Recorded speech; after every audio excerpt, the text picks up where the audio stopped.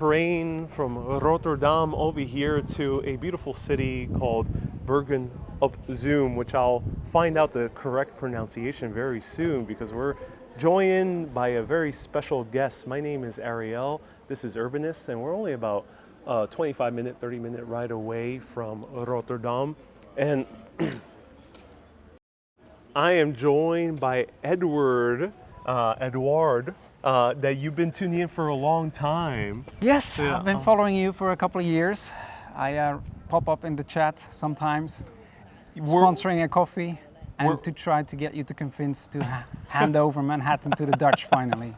So this is also a business meeting, like in proper Dutch form, not just pleasure. We're having a proper business meeting to hand over Manhattan back to the Dutch. Finally, thank you. I'm not sure what in exchange for, we'll find out. But you are a local to this beautiful city. First, how does one say it in the proper Dutch? Okay, so you've been butchering Dutch city names for a couple of days now, and I won't have it. So let's get that straight right away. It's called Bergen op Zoom. Oh, okay, interesting. Bergen op Zoom, and the short version would be just Bergen. Bergen op Zoom. Yes. Let's check out the map over here. Yes.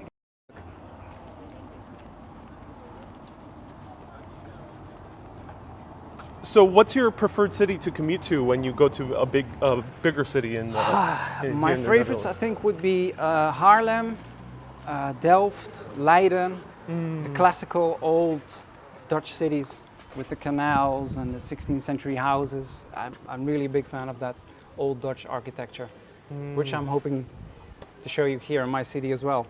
So here we are, Bergen op Zoom. We are right here in the city center. It's an old historic city center. It used to be a fortified city, no longer. The wall is gone, unfortunately. So we're here in the old city center.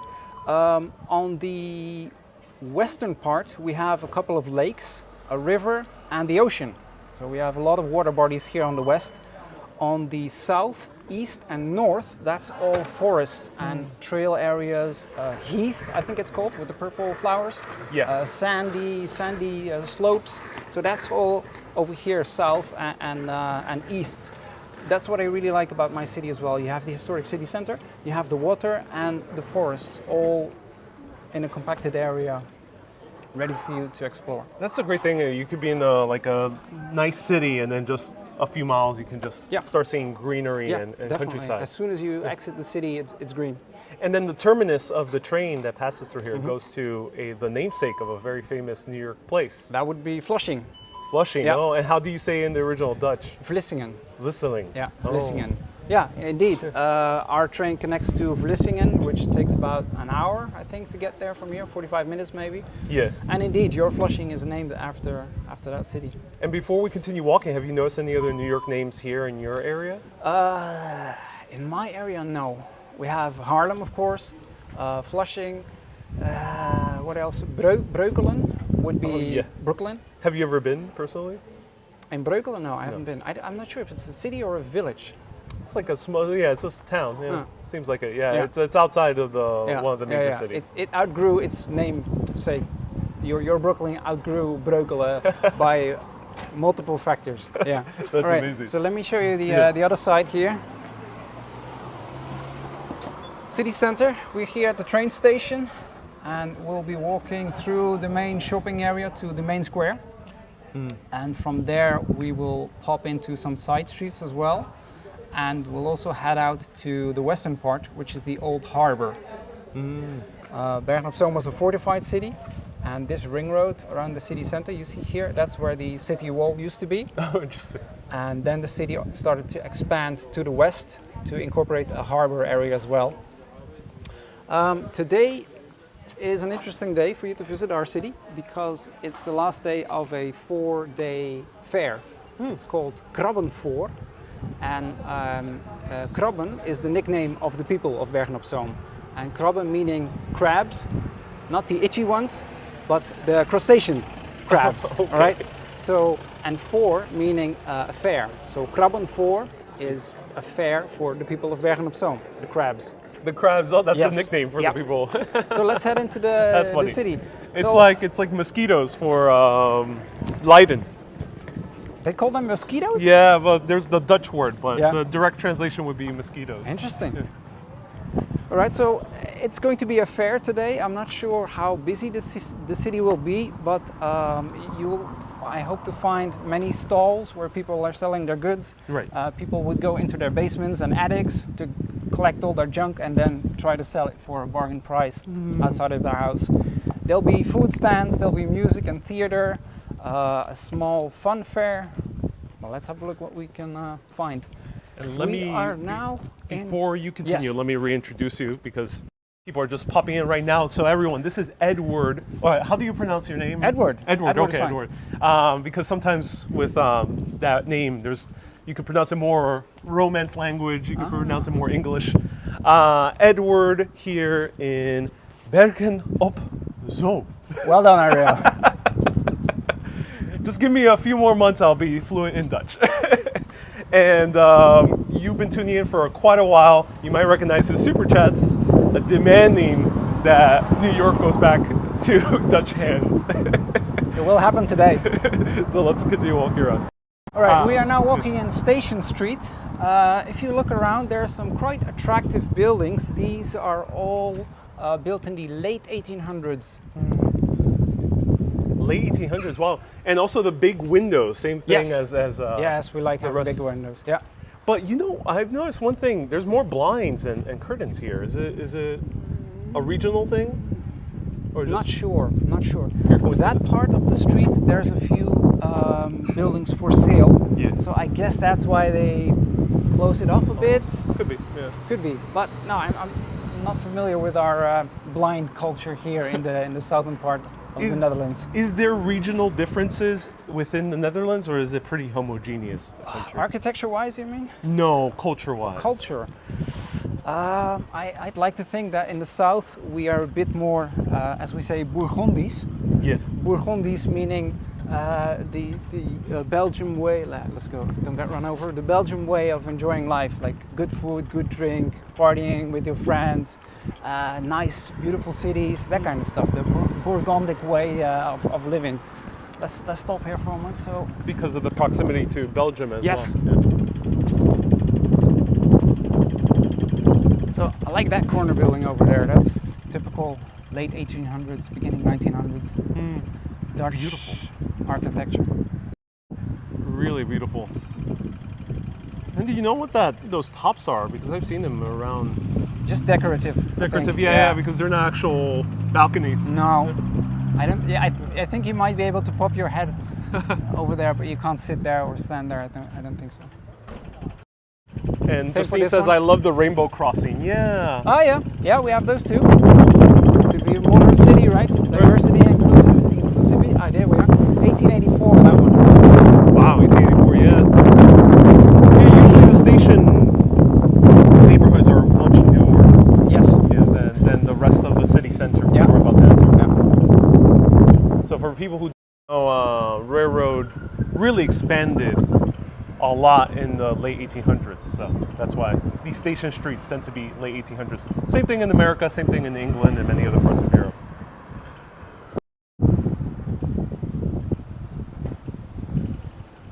So we are now approaching the main shopping street. As you can see, people are already setting up their stands. And Justine says it's windy. Yes, it is Yes, indeed it's a windy day today. It is the Netherlands, so that means it could be 30 degrees today, and it could be 15 degrees tomorrow with strong winds and rain.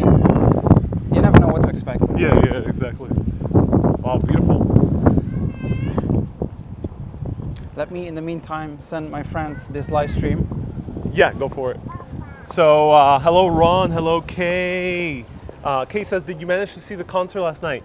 It was a bit tough. The concert started at 9 p.m. It would have been a bit tough commuting back. I'm staying in Rotterdam. It would have been a little bit hard to go back after seeing the concert. And also, I couldn't get tickets. Really difficult to find tickets.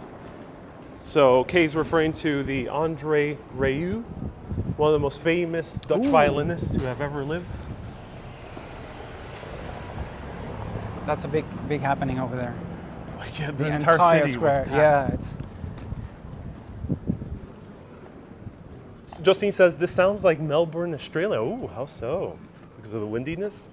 And I hope you visit Markienzenhof. Markienzenhof, yeah, that's on my to-do list. That's the late Gothic city palace. City center.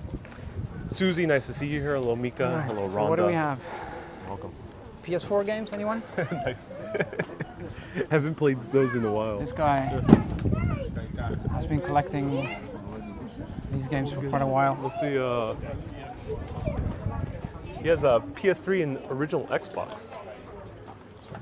Collector's items. Yeah, collectors. I look PS3. Oh my God. Yeah, so much. This used to be one of my favorite games. Still there. And this one, one of the original first multiplayer games. Because you are also a gamer. I'm also a gamer, yeah. So you play the architecture games, the city planning games. Yeah, I like to mess around trying to build the ideal city. I always end up failing. But were you a SimCity player as well? Yes, yeah, I like that a lot. Until it was killed off and then replaced by City Skylines. Right. And how about the other tycoon games, like Railroad Tycoon yeah, or Roller Coaster? Railroad Tycoon, good one. Yeah. I like that one. Right, so when walking through my city, I prefer to look up. Because the storefronts are usually the chain stores that are not very interesting, but the facades of these old buildings, I really like those. Some of them are designed very extravagantly. Yes. You will also find many Dutch buildings, if you look up top over there, have the name of the building over there, St. Andries. And there are some quite interesting names to be in the city center. Yeah. I did some research on this. I wasn't able to find out why the Dutch have names on their buildings. Don't know. So if anyone knows, let me mute for a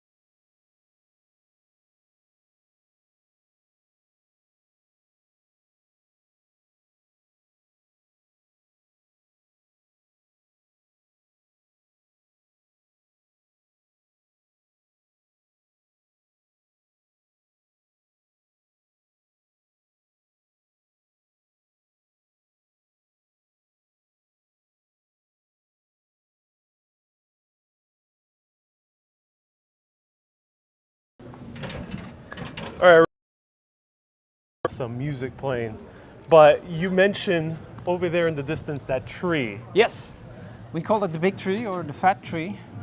It's approximately 25 meters high and 5 meters in diameter. Wow. And they say it's been planted around 1880, so making it 140, right? 140 years old. Years old. That's pretty old for a tree in the middle of the city center.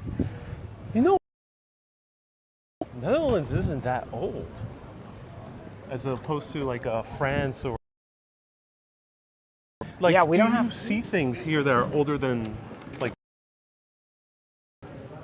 I guess you went to Maastricht, right? That's one of the oldest cities we have in Netherlands, dating back to Roman times.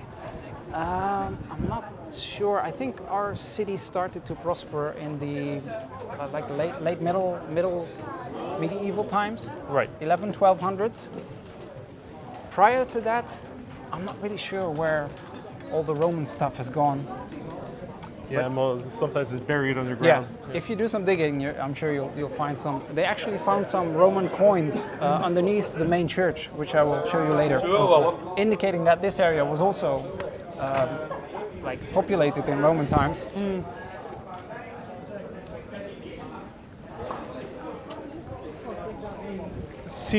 CT Sonus says, "Hey Eddie, nice to see you." Is it for the viewers? Hi there. Oh, wait a minute. Might be. Yeah, that's a colleague. Here we see the side of the church. Oh, nice. We're going to pop in there this afternoon as well. beautiful. Church, history, city. Bergnopsal as a city was first mentioned in the 1200s as getting city status. But we don't really know how old the city exactly is because there was a huge city fire in 1397 which destroyed the entire city except two buildings, which I will show you. Wow. So 1397 we consider as the birth date of our city. And you will find that throughout the tour, fire will be a recurring theme. Oh no. Many things were set on fire quite often. Which is unfortunately the case with a lot of European cities. Yes, yeah, because they're all built of wood, right? So if one place would go ablaze, then your neighbors would soon follow. It's one of the reasons why we don't have Dutch buildings in Manhattan. Because they're all lost. The terrible fire in 1835. Oh, wow. So here we have the main square. Yeah. Beautiful. And the big one too. Yeah, we can have a look over here. Ariel, I'm not sure if you fancy a ride on the Ferris wheel later. Yeah, let's do that. Go ahead. I'm not that comfortable with heights, but you can check it out. It has the euro on it. Is it sponsored by the European Union? Yeah, they wish. That's amazing. So if you pan to the left, that's our main church, the Gertrudeskerk. Saint Gertrude, the English name would be. Yeah. With an interesting top, because the top differs from the bottom architectural wise. I'll explain how that works out later. And if you pan to the left, we have another church over there that has been converted to a theater in the 90s. So the church you showed in Maastricht, it's a shame to tear them down, right? You have to convert them into something else. Sometimes it's library. We chose to convert it into a theater. For performing arts or for movies? Performing arts. Oh. Yeah, musicals, theater shows, that kind of stuff. Yep. That's great that the churches are reused. Yes, you have to, right? I mean, it's beautiful architecture and lots of historical value. You have to keep them intact. And can you tell me just a little bit how, from your perspective, how is Dutch culture when it comes to drinking and going to the cafes? Well, look around. Do people do it on a daily basis, or is it more like a weekend thing? I think it's a more weekend thing. I think in general, people would be stuck in their office job from Monday to Friday, right? I see. And then maybe in so summer work is evenings, work. Work is work. Work is work, I guess. Yeah. So there's no like 2 or 3 hour breaks like in France? No, we don't do siestas. We generally work from 9 to 5 mostly. And then in the evening, when you're done with work, you will hang out on the main square, on the terrace with your friends. And especially in the weekends, it can get very busy here. Yeah. Ah, this one over here. That's our old city hall. Wow. If you take a few steps back, you can see the entire facade. That is beautiful. And very medieval. Yeah. Up top you see 1611. Oh. That would not be the date of the original building. Yeah. I think that's when they started merging the buildings together, because the city hall is actually 3 buildings merged into one.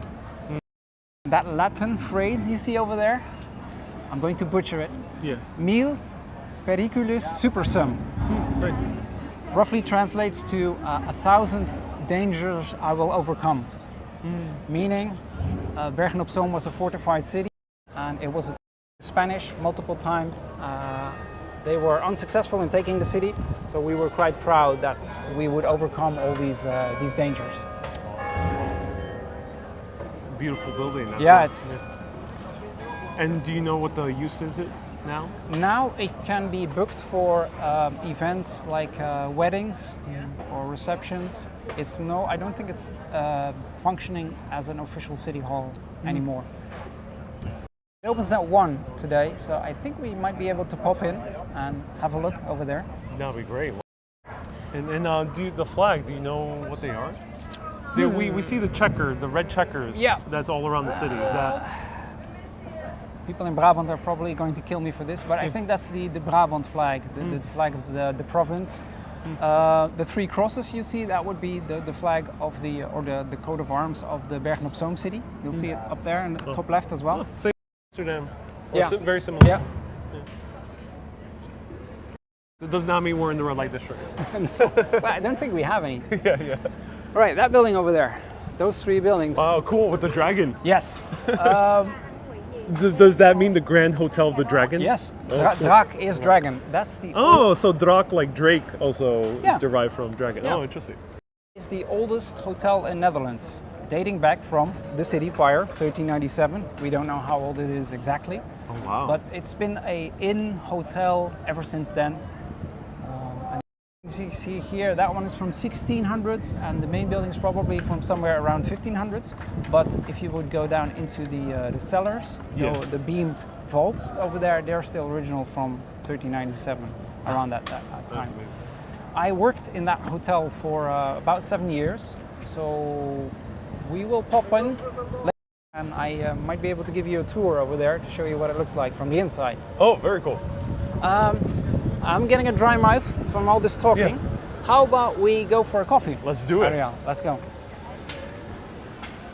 And how's the coffee culture here in I would say Netherlands? we have, well, in Netherlands in general, it's becoming increasingly more popular the last couple of years. I guess the Dutch people have starting to, watch your step here, start appreciating good coffee. And you'll see more and more good coffee shops. It's hard to say the word because coffee shops Yes, is associated with it's smoking. It's different. Yeah. If you But go specialty coffee. in here, Yeah. specialty coffee, real coffee. In general, if tourists Google a coffee shop, you would end up at a smoking place. And the coffee's not so good. No. Yeah, that's what makes it hard me as a tourist to find good specialty Yeah. coffee. And do people go on coffee breaks during work? I tend to. You tend to. Okay. Yeah. Is there a tradition to like go to a cafe, or do you do it at the office? Not really, not really. I guess in general you would like to go for a walk, right? If you're stuck in the office all day long, you would have to go for a walk and some fresh air. We'll pop in here to the left. Ooh, nice. So these are the old buildings. You can see they're a bit crooked.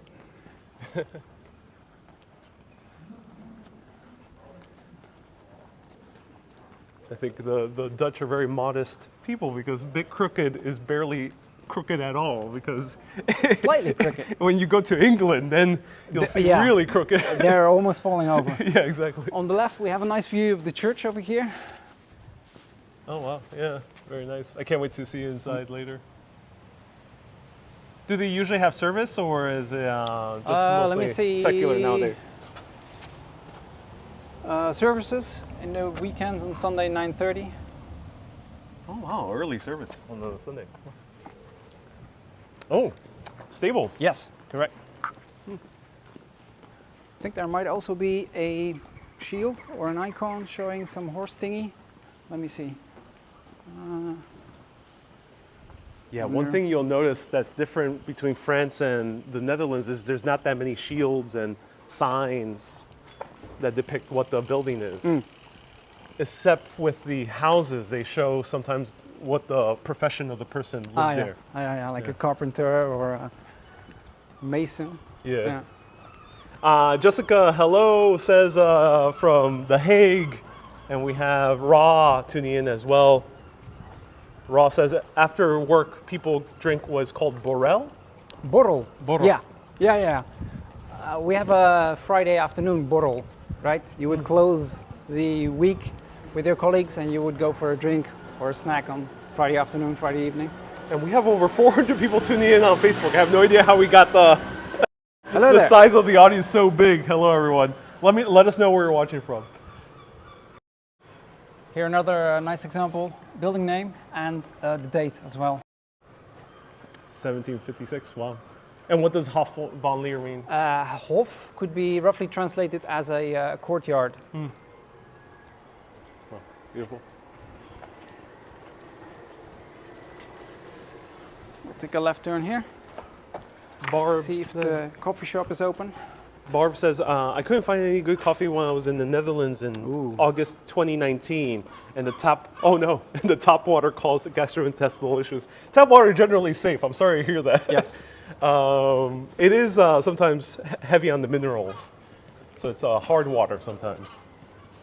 Sorry you couldn't find good coffee. What's your pro tip in finding good specialty coffee? And It's very cheesy, but fire maps and search for coffee, and then get the highest rated places. right. Not very original, but it works for me most of the time. And then you have a few brands like Bagels and Beans. And Yeah, that's a chain. Yep. chain. And, You want to sit outside here in the square? Yeah, Yeah? we'll do that. Yeah. Also, we're going to try the Starbucks of Bagels, the Starbucks of the Netherlands. I would say Bagels and Beans is a bit better Let's than go down Starbucks. there. Yeah.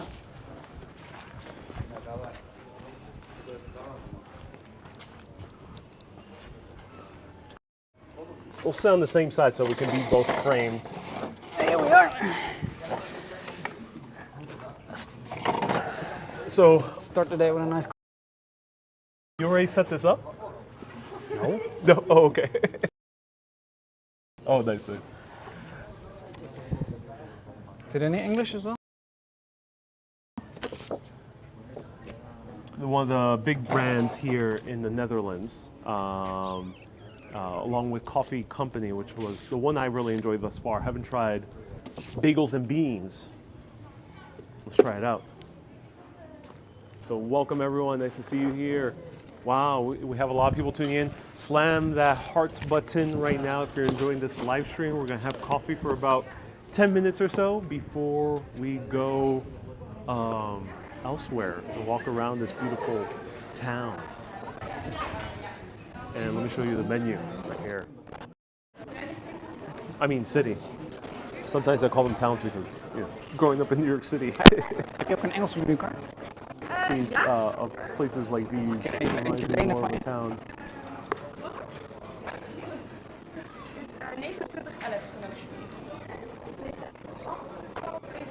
Ja, dank je.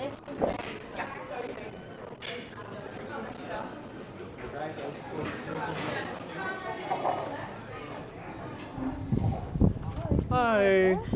Good. Yeah, I'll have an Americano, please. And I'll have a.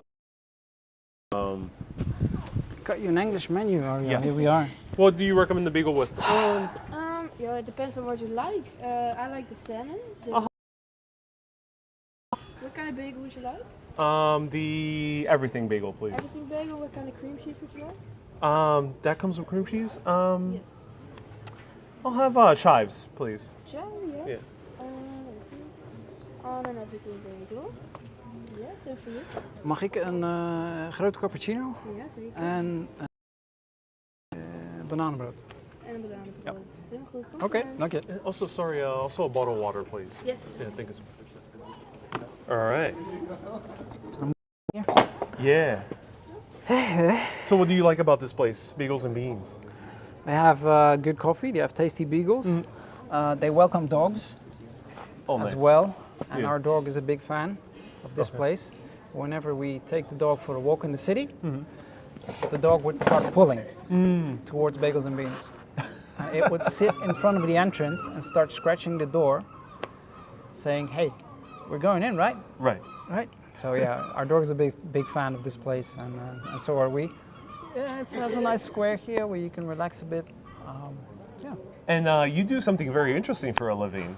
Do I? Yeah. Well, my opinion is you're involved in navigation. Yes, I work for an international GIS, so Geographical Information System. We work with navigation system data. We're one of the largest players in the navigation market, and you can compare us to Google Maps or TomTom, for example.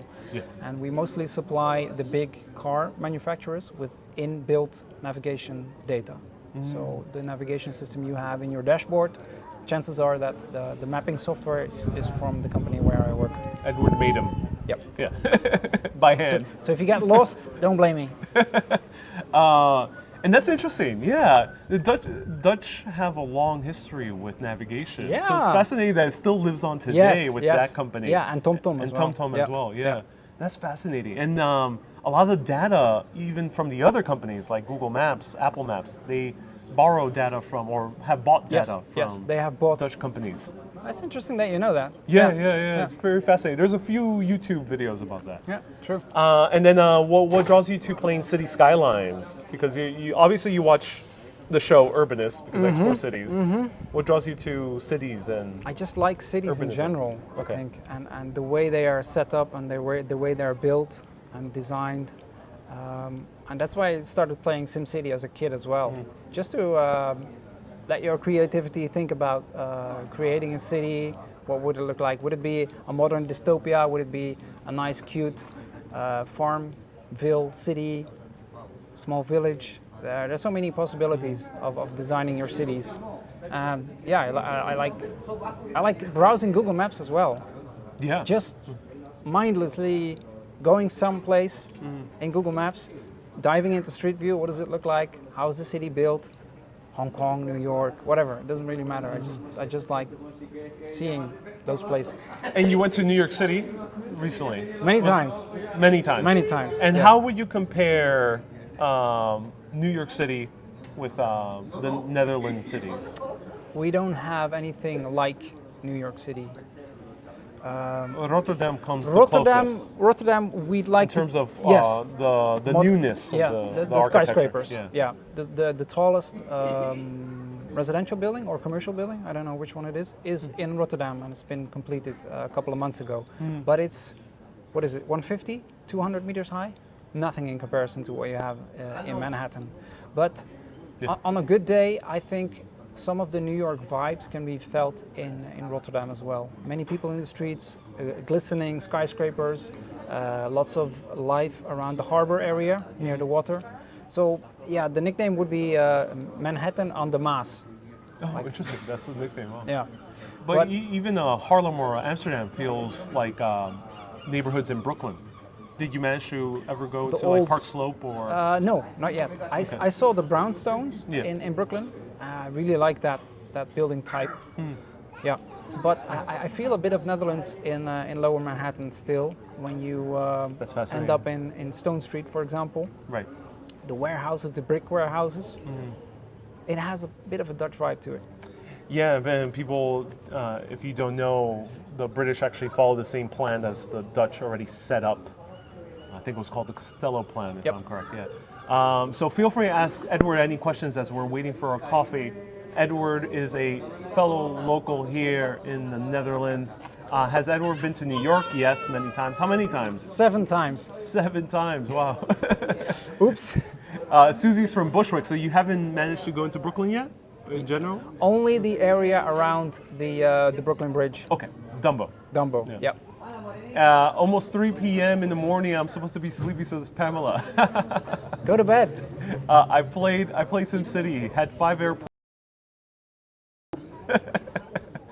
I used to love building the farms. It was nice to build the farms next to the main city center and kind of make basically what in essence is Netherlands cities. They're huge cities and the farms are right next door, which is not so much the case in the U.S. They tend to be far, far, far away. You should visit the Onderdonk house, says Susie. Yes, so that's the oldest house in New York City, and it was owned by the Dutch. Would that be the Van der Donk family? Yeah. Adrian Van der Donk? Yeah. Oh. What do you know about him?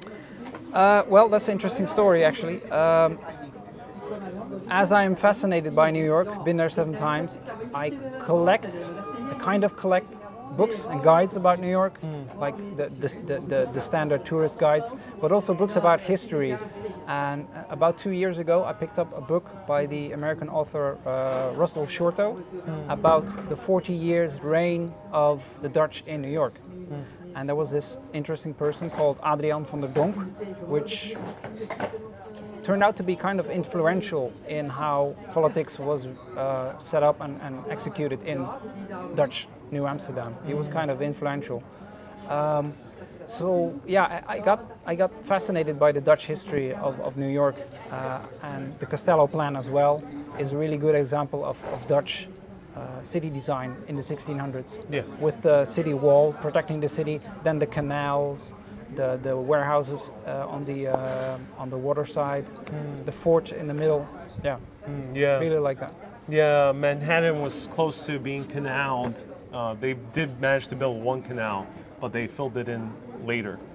But there's a remnant called Bridge Street in Lower Manhattan that comes from one of the bridges across that canal. Yep.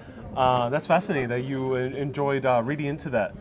And Nicole asks, have you lived here your entire life? Yes, born and raised here in Bergnopsal. Oh, nice, nice. Yep. And what's your second favorite city in the Netherlands?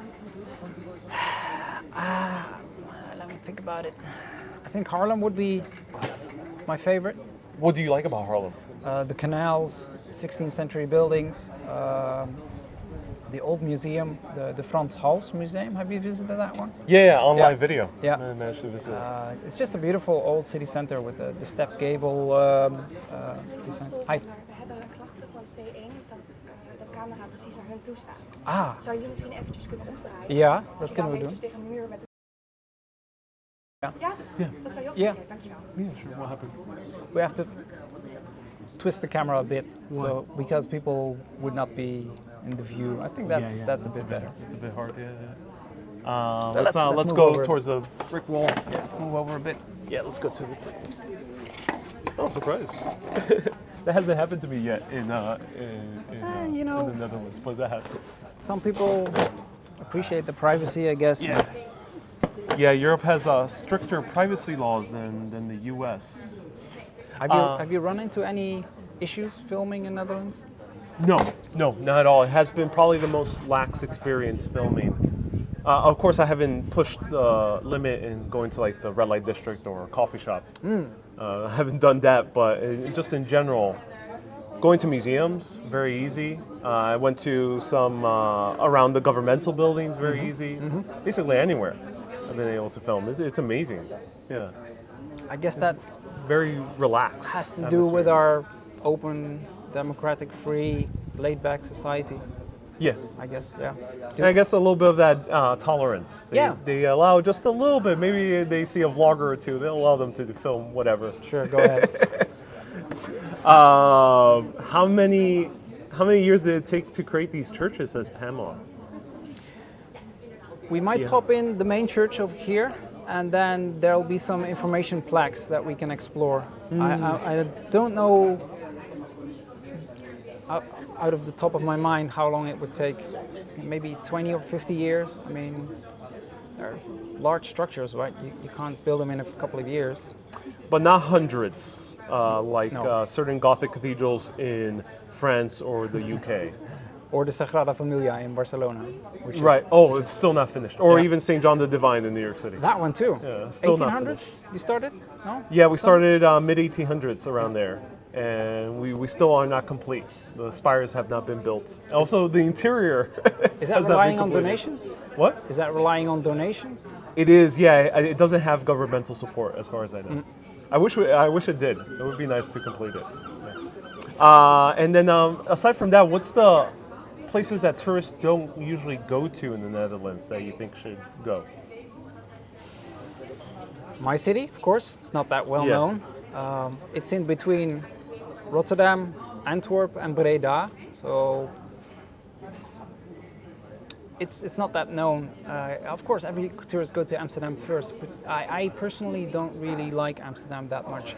I think it's overran with tourists, drunken British, the red light district, all the weed everywhere. I think Delft and Leiden and Haarlem are much more prettier. They have the Amsterdam physique appearance of Amsterdam, aesthetic, right? yeah. Aesthetics, but not overrun with tourists yet. Right, And right. That's what I really appreciate about those cities. And they're much more calmer. Yeah, exactly. Yeah, definitely.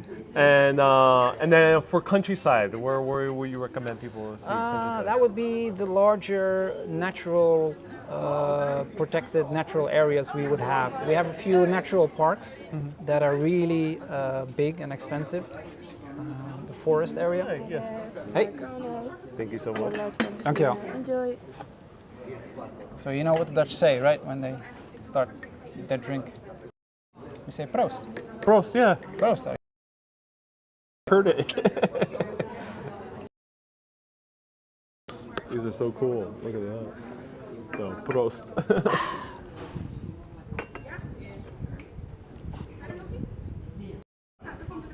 Hyde says New Amsterdam once again. Ooh. Yeah. Hyde, let us know what you mean. Neptune says drunken British tourists ruining Amsterdam. And Justine says huge coffee is because you got a latte? Yeah, that's why. It's a cappuccino. They serve they serve the cappuccino in a large cup. This is a large version, yeah. Wow. I think I'm a part-time coffee drinker. I appreciate the cappuccinos, Yeah. but not the more advanced stuff that you often whip out. What is it? The cold brews, the double press, yeah. that kind of stuff. Thank you so much. Thank you. Enjoy. Here we are. Eet smakelijk. All right, so let me try the coffee and see how it is. Nice. It's very good. The chains here do good coffee. I really am. I'm really pleasantly surprised. All right, so here we have a banana bread, and this is actually served very nicely with actual bananas. Yeah. And some cinnamon and some orange peels. And here I have a Dutch bagel. We're gonna see how Dutch bagel with some avocado, some salad, and cream cheese. All right, let's dig in. So let's see how it is. Dutch bagel here in Bergnopsal. Notice he's very careful pronouncing it. Bergnopsal. Bergen op Zoom. Beautiful name. And Utrecht, with a T at the end. Oh, yeah, that T is hard to... Maastricht, with the T at the end. Right, it's hard to emphasize those T's at the end. Because when we have a word that ends with T, it's not that harsh. Yeah, it's not that hard. We don't have too many words that ends with T. I don't think so. So they're usually silent T's. Yeah.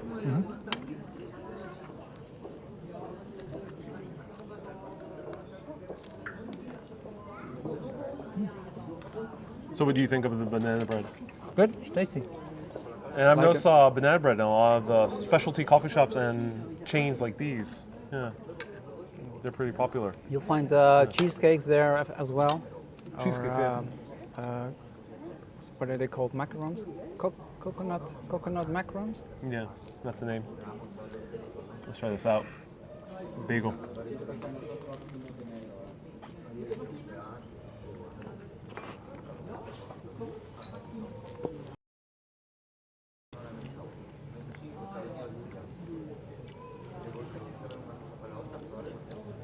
I like the avocado. It's very nice.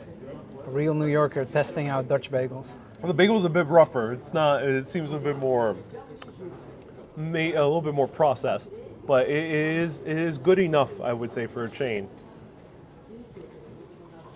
It's acceptable. Yeah, it's acceptable. Yeah. Is there a Dutch word for acceptable? It's like the British would say rather nice. We would say it's good enough. Let me think about it.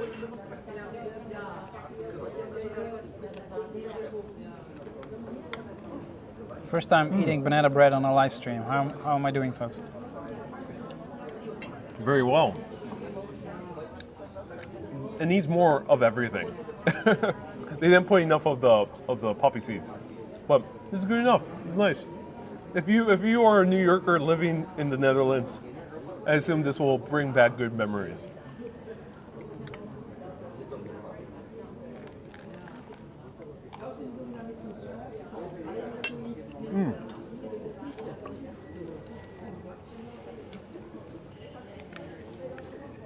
So Ariel, tell me about Netherlands. What do you think so far?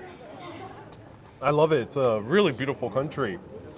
Easy to get around between place to place, which I think does lend into the connection of the country. It feels like one cohesive country. You know, when you go to certain areas in, say, Italy, Rome feels very different from a Naples, and the Naples feels almost worlds apart from a Milan. Yeah. But here in the Netherlands, it feels like one, a place where people seem to really get along together well. And yeah, I'm enjoying it. I really enjoy the architecture, the everything just works.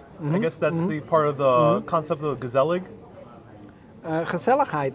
Gezelligheid. Gezelligheid. I think that kind of translates to the, was it Swedish fika? No, you mean hygge, Hygge. Danish hygge. Yeah, Because fika is about coffee. that's true. You're right. But it's a little bit more than that. It's about things working. Efficiency. In working order, Yeah. Because hygge in Denmark is more about coziness. So efficiency is not really taken into account. But yeah, I've noticed that. A lot of efficiency in this country. Yeah, we're a small country, and I think we like to do things right, the right way. Leslie says, I'm probably the same age as your abuela. So permit me to say I'm glad to see you with a friend. I have to sit down. This is so live. This is too live, says Ida. Yeah, you had to grab yourself a nice coffee. Now I want banana bread, says Cat Yellow Ranger. And bananas and peanut butter are the goat. Okay, so what are the thoughts? Okay, let me preface this. In Europe, it seems like a lot of Europeans are extremely puzzled and maybe even disturbed that us Americans eat that much peanut butter. How do the Dutch feel about I don't peanut get butter? that because I eat peanut butter almost every day. Oh, that's good to hear. But how about with your friends or family? I don't know. We don't talk peanut butter related topics that It doesn't often. come up. No. Okay, good. Because for some reason, every time I go to a European country, like say like Italy or something like that, people are like, even before they know about me or Yeah. like I introduce myself, Yeah. they're like, oh, so do you like peanut butter? Do you put peanut butter literally on everything in America? So that's a defining characteristic. Yeah, that's the stereotype in the peanut butter levels. yes, yeah, it is a stereotype in other European Okay, countries. so I'll tell you how I eat my peanut butter. Usually in the morning we start with slices of bread. Okay. Me, not Dutch people, and I would smear. You know that word, right? Smear it with a nice thick layer of peanut butter with chocolate sprinkles on top.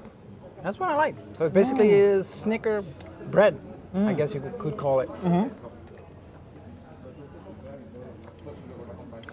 Snickerdoodle bread, yeah. So people actually eat the toast with the chocolate sprinkles on it. Yeah. Which I haven't tried it yet. Ooh. I haven't come up to the opportunity to try it because they don't sell it at the coffee shops, at the cafes. No, chocolate sprinkles is a breakfast breakfast accessory, condiment. Yeah, condiment, yeah. You put it on your bread, and that's about it. Maybe in your yogurt as well as a dessert. Right. But we do love our chocolate sprinkles.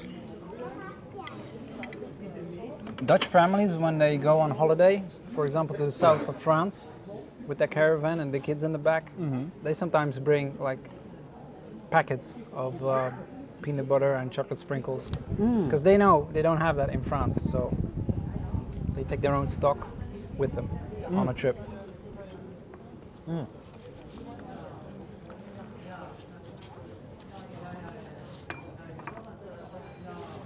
That's very interesting, yeah. Most of Europe does not eat sweet breakfast, True. unless if it's just a pastry like in France. But yeah, it's very rare to have a sweet breakfast. So that has in common with America, because also pancakes here are fairly popular. Yeah. What do you do for lunch? The Dutch people usually have bread for lunch. Excuse me. So I inhaled a full sesame seed. Don't die on the live stream, Ariel. So what was your question again? What do you do for lunch? We do bread mostly for breakfast and lunch.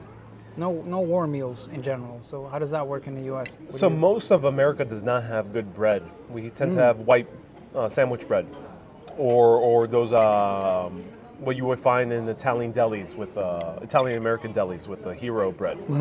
So we would have a sandwich, usually made with ham and cheese. I'm generalizing, of course. America is not just a homogeneous country, but we would have ham and cheese sandwiches or sandwiches with now like avocado or some veggies. But I'm very fascinated that here it's as simple as just a little bit of cheese Yep. and a little bit of ham or some related cold cuts, and that's it. And that's like normal to have even as someone working a 9 to 5, like an executive working a 9 to 5. I heard that they have that type of lunch. Yep. Which in America, I think once you get to a certain social status, you stop having ham and cheese sandwiches. You go Start for having maybe a salad, Caesar salad or something like you that. go for the smoked salmon and the caviar. Yeah, exactly. Smoked salmon would be a good example. Yeah. So you don't see too many executives munching down the ham and cheese. But that's very fascinating because here also it's there's a lot of equality amongst all the ranks, right? So Yeah. people in very high positions in the company pretty much have the same type of lunch break. I guess you could see them mingle with the regular employees, right? Fascinating. Yeah, well, for my company at least, yeah, the managers and the regular staff, they have lunch together. Oh, interesting. Yeah. You don't see the manager locked in his office with an opulent meal or something now. Right. And how are the offices in the Netherlands? Because in America, if you're an executive, you have a nice corner office with a beautiful view, a lot more furniture, maybe a sofa. But I heard that that's not the case here. Much more simple, much more gezelligheid. Maybe. Yeah. I wouldn't call the manager's office gezellig. Okay. but I think it's not as over the top as a US office might be. Ron says, what misconceptions do Dutch often get? What have you seen from tourists that they seem to get wrong? Well, you tell me. You're a tourist. Well, I didn't have too much preconceptions aside from the straightforwardness, which Yep. is pretty much Dutch directness. Yeah. I guess in general, true. Dutch people would like to be direct and honest and tell it how it is. What is that in the US? Beating around the bush? We don't do that. We just Right. give it to you straight and uncut. Yeah, I think that's what the Dutch people are known for. Right. We don't sugarcoat it. Right. Exactly. Yeah. No sugar coating. Nicole says, "But bread for lunch. What's for dinner?" Traditionally, I would say potatoes, meat, vegetables. That would be the cornerstone of the Dutch evening dinner. Yeah. The tombster. That's a very important question. So, the tombster. I'm trying to get to the bottom of this. Is the donut truly a Dutch or New York City thing? And before you say anything, I tried to find the progenitor of the Dutch donut, which is the oliebollen. Oliebollen. I couldn't find it. It's a seasonal thing. Yeah. It's around New Year's, Christmas and New Year's. That's such a shame. So it's for Christmas. Yeah. And the bakery sell them. Yeah. Yeah. And the traveling fun fair people, they Okay. often have a truck that sells oliebollen in the city center during Christmas times, right? The streets would be lit up with Christmas decorations, and then you would often find this truck selling the oliebollen. Yeah, but oliebollen you will not find at this time. You would have to come back in December. It's purely for Christmas and New Year's. So I'm bummed because I wanted to make a video about donut history, but I couldn't find it. I had to make it myself if I wanted to. Aren't donuts Jewish? No. Bagels are. So donuts are directly descendant from the oliebollen. The thing is, oliebollen, at least traditionally, used to be stuffed with nuts in the middle. And Americans didn't quite have the taste to eat a nutty pastry. So, according to legend, there was one particular sea captain, who had a baker for a mother, and he decided to put a hole through the oliebollen, and hence we have the donuts. That's true. But in essence, that's why we have the donuts, because of the oliebollen. Okay, but so far you haven't been able to get an oliebollen somewhere. No. I'm trying to find Let's see if I one. can get you one today. I'm not sure if there's any stalls selling oliebol at this time. Yeah, we'll see. The quest for the Dutch oliebol. Please describe the appearance of a typical Dutchman, a Dutch person. Says Oleg. Oh, wow. Ooh. You know, that could get very tricky, Oleg. It's also a pretty multicultural society. But is there a stereotype for how a typical Dutch person looks like? There's a stereotype for how a typical American looks like. It's in terms of dress, in terms of kind of demeanor. Is it the same thing for a Dutch? I'd like to walk around the city observing people and try to guess where they're from. Right. I guess the more older Americans, you can spot them here in the Netherlands with their white big sneakers Yeah. and their khaki pants up to their waist, right? Really high up. And then Very common a polo shirt. Right. Yeah. The Dutch apparel, I think you might spot that I'm a Dutch guy because I'm wearing blue. I think many Dutch people have blue, grayish colors, muted. I think our clothing styles are not as flashy as, for example, South Europeans. They have a bit more vibrant colors like red and yellow. But it's more colorful than Scandinavians. Because the older men I've noticed wear the patterned shirts with the flowers. But you're right. It's a bit more subdued than other countries, but still way more colorful than your neighbors in Germany or Denmark. Yeah. Interesting question. Americans wear jeans at their knees. Yeah. You don't see shorts. What's the Dutch relationship with shorts? I don't know. Let's see. I don't wear shorts. I asked that question because in Denmark I was very fascinated how everyone had shorts. Every age category as well? Every age. Really? Just the moment it turned more than 68 degrees Fahrenheit, everyone whipped out the shorts. I'm not a shorts And they were pretty guy. short too. Where are your shorts? Well, it's still pretty chilly. Yeah, okay. Yeah. I'm still waiting for 90-degree weather. Not today. Where's that hot Netherlands weather? Not today. All right, so I'm gonna take a few more bites and then we're gonna continue walking around. Yep. Ron says comfort over fashion. Ask Ron here. Comfort over fashion. Yeah. I think in the bigger cities, like Amsterdam and Rotterdam, people would be bit more fashion aware, a bit more flashy. I guess in the smaller cities, like my city, I would say in general we are not as outgoing, flashy, brazen. I'm not sure what the right terminology would be.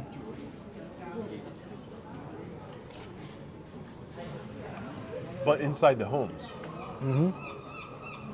there's a lot of pride in how beautiful the home is, right? Yeah. We like to keep our houses tidy. Yeah. Tidiness, not Tidiness. not ostentatiousness, but tidiness. Yeah, I heard about that. Hence, someone has mentioned a few times that the big windows could be related to that kind of sense of like, I'm proud of how beautiful and tidy my home is. And therefore I have a big window so you can look inside how tidy my house is. Yeah. Interesting theory. Yeah. Oh, that was so good. Let me get the bill and then we can continue. We're not going our, Dutch? trip. Oh no, he's breaking with tradition. Hey, Teresa, nice to see you here. Tunita says, hello everyone from Down Under, welcome, nice to see you here. So wow, we have a lot of viewers on Facebook. What brings all these people from Facebook? Welcome. Hey, mag We're ik the het top weer? pro sports in We zaten achter op het terras met z'n tweeën. For sure, we will find out. Een bagel en Probably een koffie. football. En European football, not American football. ja, kijk binnen. Dustin says, what's the tradition? So I just mentioned going Dutch. It is very rare this happens, where he's inviting us over for a meal. Dank je. Hi. It's very rare. That usually does not happen. That is more common in Greece and Italy, the UK, kind of. It's more common to kind of invite someone. America too, but not so common here. It could be if you're going out with a longtime friend, family member on a date, if you're doing a business meeting, not common to invite someone. You generally split it, hence the term going Dutch, which means split it in half, equal. Justine says we have the Dutch term in Australia. Yeah, I mean, that's a very popular English language saying, going Dutch.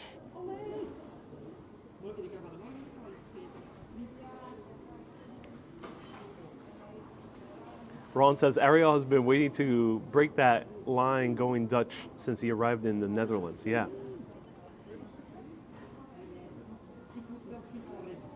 Ryan, so we will pay for the next drink. So Ryan, not like, also it's not common like it is in like Ireland where you get, so you pay for a round of coffees or beers or cocktails, and then the next person later buys the next round for the same night or for a different hangout. Also not so common here from my understanding.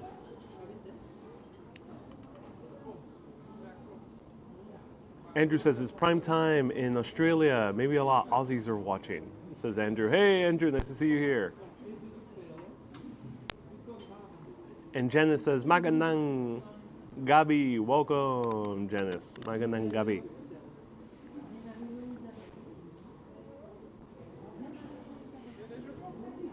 And Crystal says, do you want to drive to the forest? Oh, I will ask Eduard at that. That's interesting. Zen says, at the fun fair, you find oily bowling. Yeah, let me know where there's a fun fair. And do the Dutch use Dutch ovens? That's a good question, Susie. Ola says, where are you? We are in a town called Bergen op Zoom. It's really hard to pronounce, but in English I would say Bergen op Zoom. It is here about 20 minutes away from Rotterdam. All right. Let's go. Shall we continue our walk? Let's continue. All right. Ed's mic is still on. Oh, we heard you go to the coffee shop. I forgot. Testing, testing.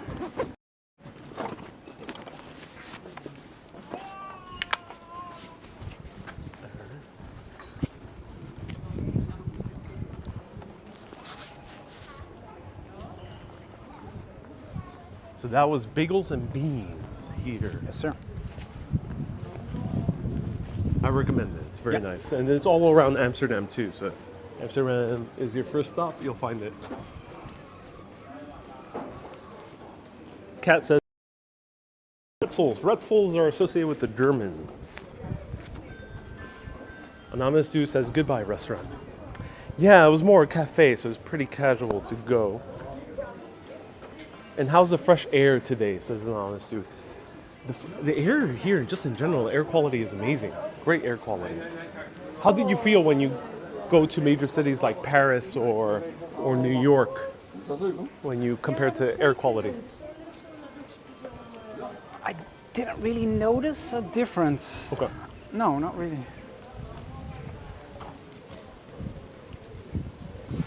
Alexandria says, good walking tours from the Netherlands. Oh, I'm so happy you're enjoying it.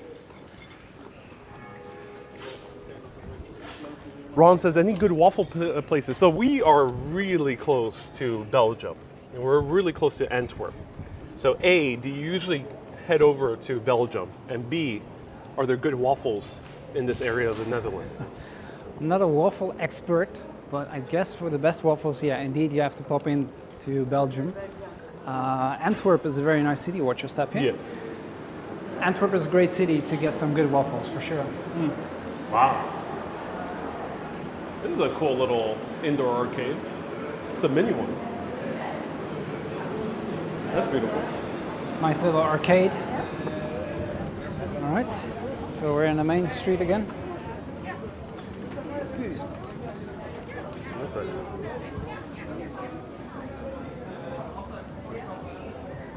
Offro says, I should have been this long in Sweden. Sweden is much bigger country, so it would have been a lot more time I would have to dedicate to hop around between cities.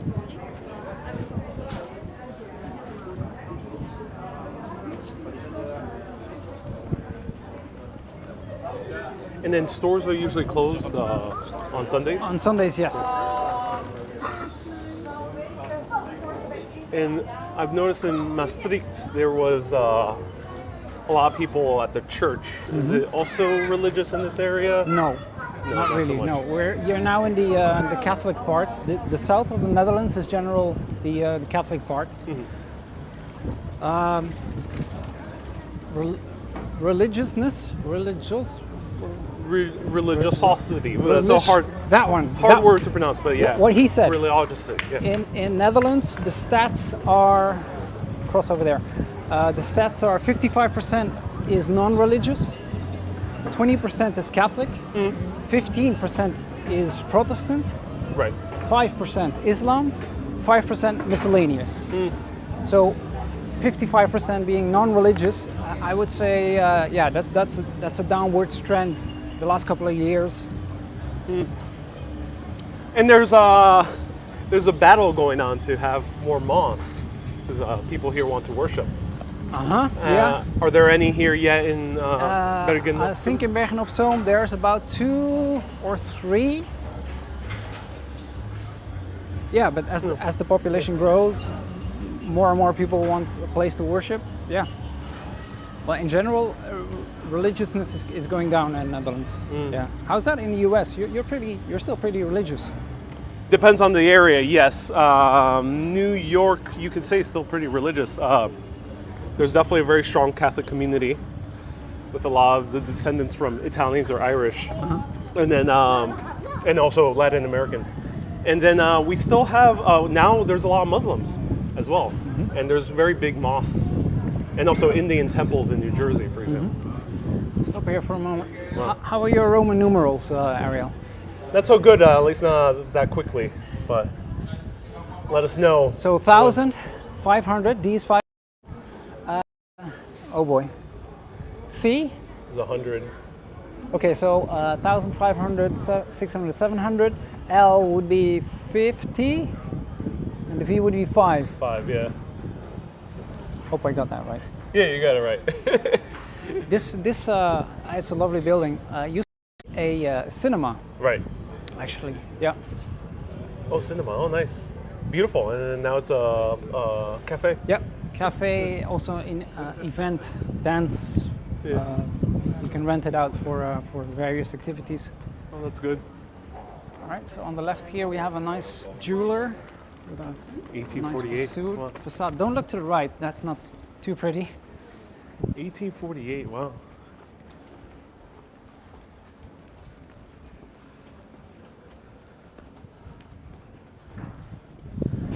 Susie says, I'm guessing you are a good bike rider.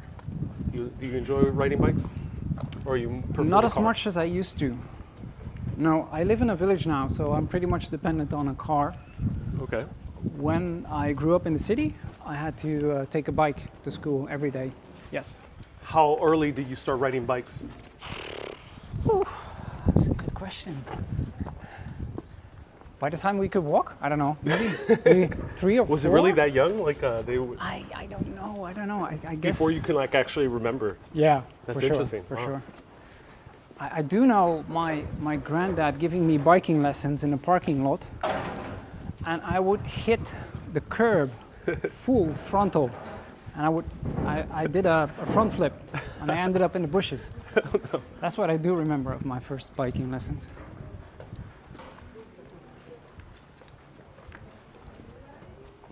So here you find some fine examples of Dutch 18th century buildings.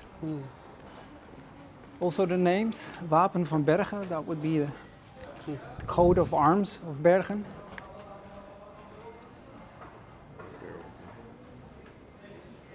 Wow.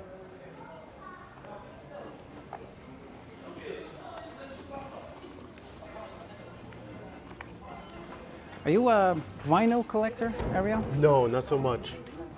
But it's nice to see a lot of vinyl shops in the country. Yeah, it seems to be increasing in popularity again.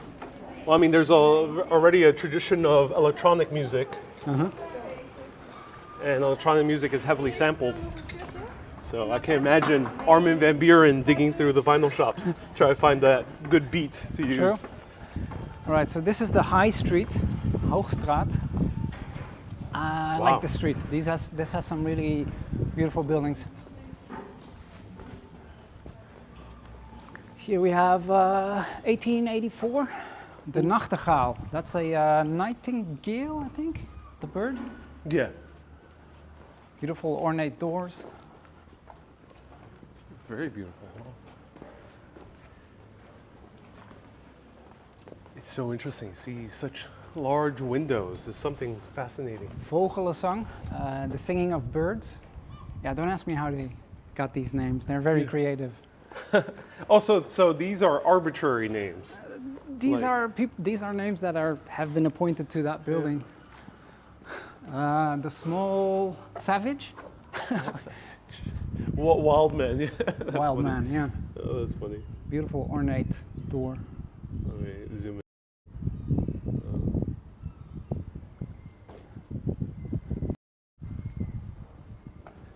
And here we that's the little savage, and this is the big savage guy. 1751. All right, this one over here, Ariel. Yeah. These little emblems you would see Very subtle. in the city center. Yeah. These are this is a Rijksmonument, meaning state monument. This is a protected monument. Netherlands has about 60,000 of these, and I think the city of Bergnopsal has about 300. Yeah. That means the building is a protected building, and whoever owns this building is not allowed to make any significant changes to the aesthetics of the building, like the facade or the paintwork. And these Rijksmonumenten are of value because of their beauty, the historical significance, the cultural significance, the scientific significance. So these are protected buildings. The orange ones are the regular ones, and you also have blue and white emblems or badges. These are supposed to be protected in war times. Wartime oranges. So that's an international convention. Yeah. There's another one here. Yep, you'll find quite a few in the city center if you pay attention. Ron is asking, is this an affluent neighborhood? Yes, definitely. Look at the sizes of these places. The Crown of the Emperor, 1752. So would they be one apartment or multiple apartments? This one's a little bit bigger, but like the doors, these townhouses. Yeah, the doors would be a giveaway. Over there you see 21A and B, so that's a shared one. I see. This has one entrance. I don't see any postal boxes for multiple people, so I'm guessing this one is for one family as well. Ah, fascinating. And we have a nice view of the paper bus. Sorry to interrupt. Alexandria says it looks like a movie set because it's so clean. Yeah. Cool. So the church is called Sint Gertrudis, and the tower is called. The nickname is the paper bus. The paper bus is a pepper shaker, or a pepper. What do you call it? A shaker. Pepper shaker. Would be the name. Yeah. Because of the top. The bottom is a lot in the top because we had the French coming in 1747. They laid siege to the city. Yeah. And they severely damaged the church. So they had to rebuild the top in 18th century style. So that's why it differs from the bottom. Interesting. Those French really interfered with a lot of things here in the Netherlands. Look at that stylish That's a nice doorbell. door knocker doorbell. So, and that's a Rijksmonument as well.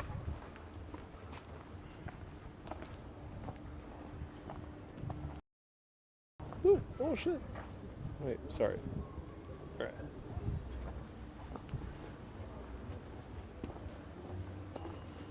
Oh yeah, the windows above the door. That's an interesting story to that as well. We started adding windows to the doors around the 18th century. Prior to that, people would just walk into the living room when entering via the front door. Okay. Right, so people would just barge in, like, do you know Seinfeld? Yeah. Like Kramer. You have a 17th century Kramer barging in your living room, right? You don't want that. Yeah. So people started thinking, okay, how can we add a bit more privacy to our house? So they started adding hallways, right? To have the guest enter via the hallway instead of barging through the living room. By adding a hallway, you have an enclosed space, no light. So they solved that by adding these the top lights. I think they're called transom windows in English. Yeah. I never really know about the term. Let us know, but that's fascinating. So you'll have plain ones, you'll have decorated ones. Sometimes you have them with flower motifs. Yeah. That's interesting. But it's also, it's not common in Dutch culture to show up at someone's house without prior planning, right? Yeah. Yeah, you would give them a ring prior to, that's also a nice facade over there. See, now here the transom light is decorated with some, what's it called? Glass and lead? What is that in English? Glass and lead, yeah. Yeah, yeah. Oh, stainless, I'm not sure, but it's beautiful. Wow.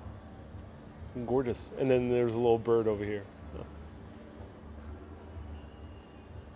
So, mistress, the word is transom. Thank you for confirming. Haven't heard about that before, because we don't really have those in New York. I don't think so. Like this building as well, with big windows, lots of light. Yeah. On the left we have a nicely decorated transom window.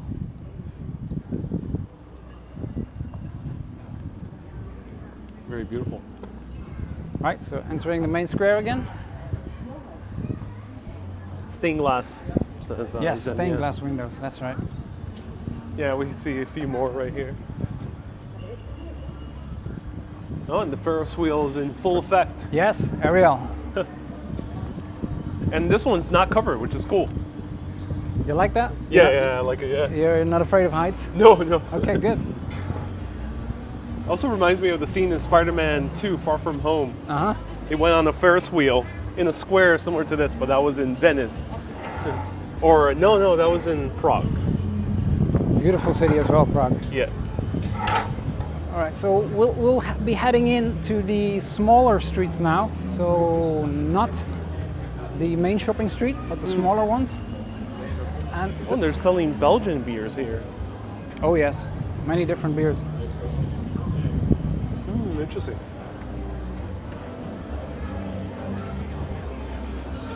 How do the Dutch feel? Is it Belgian beer or Dutch beer? Is there We really? drink both. Does it really matter? Okay. So Our Lady, that building is called Our Lady. A nice ornament over there. Yeah, boy. Beautiful. And it's interesting seeing Christian ornamentation because there was a statue of Jesus Christ, which we passed earlier. I did not feature it too closely, but it's fascinating to see that in public. That's not a church.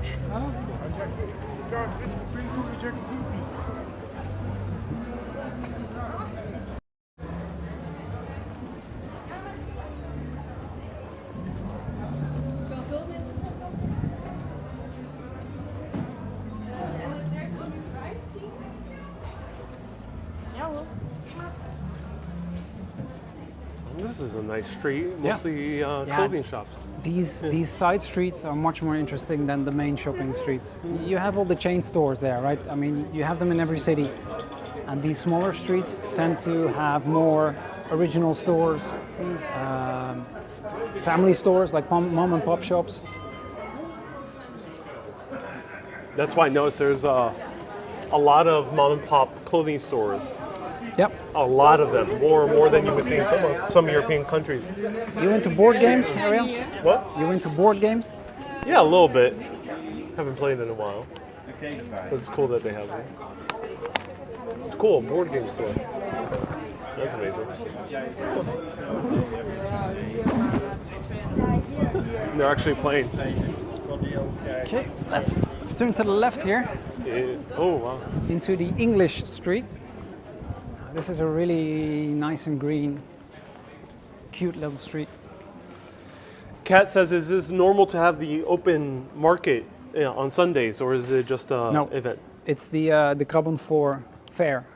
We don't usually open stores on Sunday. Let's pause over here. This is so beautiful.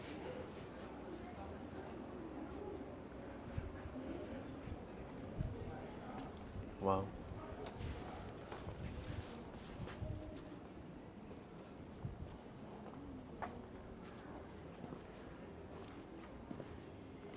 Oh, this is a nice statue. Oh, the statue moves. Such a picturesque cat. Looks like such a distinguished gentleman.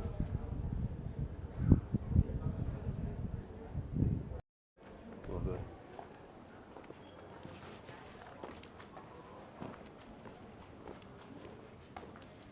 It's so interesting how quiet it is. You don't hear the sound of highways or anything like that. And even the actual houses, no one's pumping music loudly. In certain areas they might, but not in the city center. This one's beautiful as well. The Doornkroon, the Crown of Thorns. Crown of Thorns. Huge building. I wonder why they even chose that name. It's fascinating. Anamasu says, is there a slang word for friend in Dutch? Maat? Maat. So like mate. Mate, yeah. And then, and secondly, how would you say your girlfriend looks lovely in Dutch? That's, Anamasu, I'm not sure if you should say that to a Dutch person. That's almost too direct. Je vriendin ziet er geweldig uit. There we go. Your girlfriend looks amazing. What are you planning? Right. The blue shield over here. There's directness here, but that's kind of pushing the limit. Yeah. Wow, this used to be a brewery right here. What makes you say that? The actual typeface Huh. and the fact that the building is much larger than the rest next to it. But probably not, because it's not next to a waterway. Interesting. I don't know. Yeah. Could be. It was definitely something involved in industry or manufacturing here. Here, the one on the left, the small English house. It's not that small. Again, Rijksmonument, so protected monument. 1498. It says on the facade over there. Really? 1498. It looks so new for being so old. If you hear me struggling with the dates, it's because I'm running a conversion in my head. Yeah. I don't know if you noticed. Dutch, we have a different way of pronouncing dates than English. How old are you? I don't say my age, but Okay, yeah. I'm turning 41, Okay. right? 41, so 40 and 1. Yeah. Netherlands, we would say 41. So that's 1 and 40. Oh, interesting. So we switch it, we turn it around.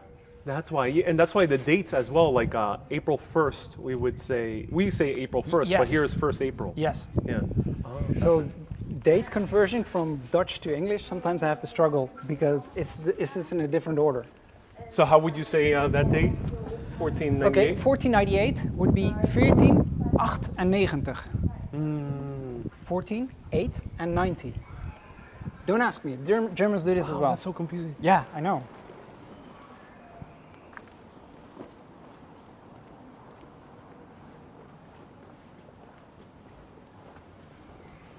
This swan. So here we have the swan. Correct. And how? Well, obviously you learned English from a very, very, very young Yes. age. Yes.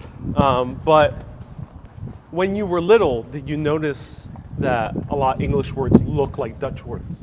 And Yeah. vice versa. Yeah. There are some similarities Yeah. for sure. I think the English word for cookie is from Dutch. That's directly from Dutch. Koekje. Yeah. Yeah. And bos as well. Boss, so Stems interesting. from baas in Netherlands. Let's stop over here. We'll go back for a moment. Check out these buildings. Nice transom window here. Nice decorated door. Beautiful big windows.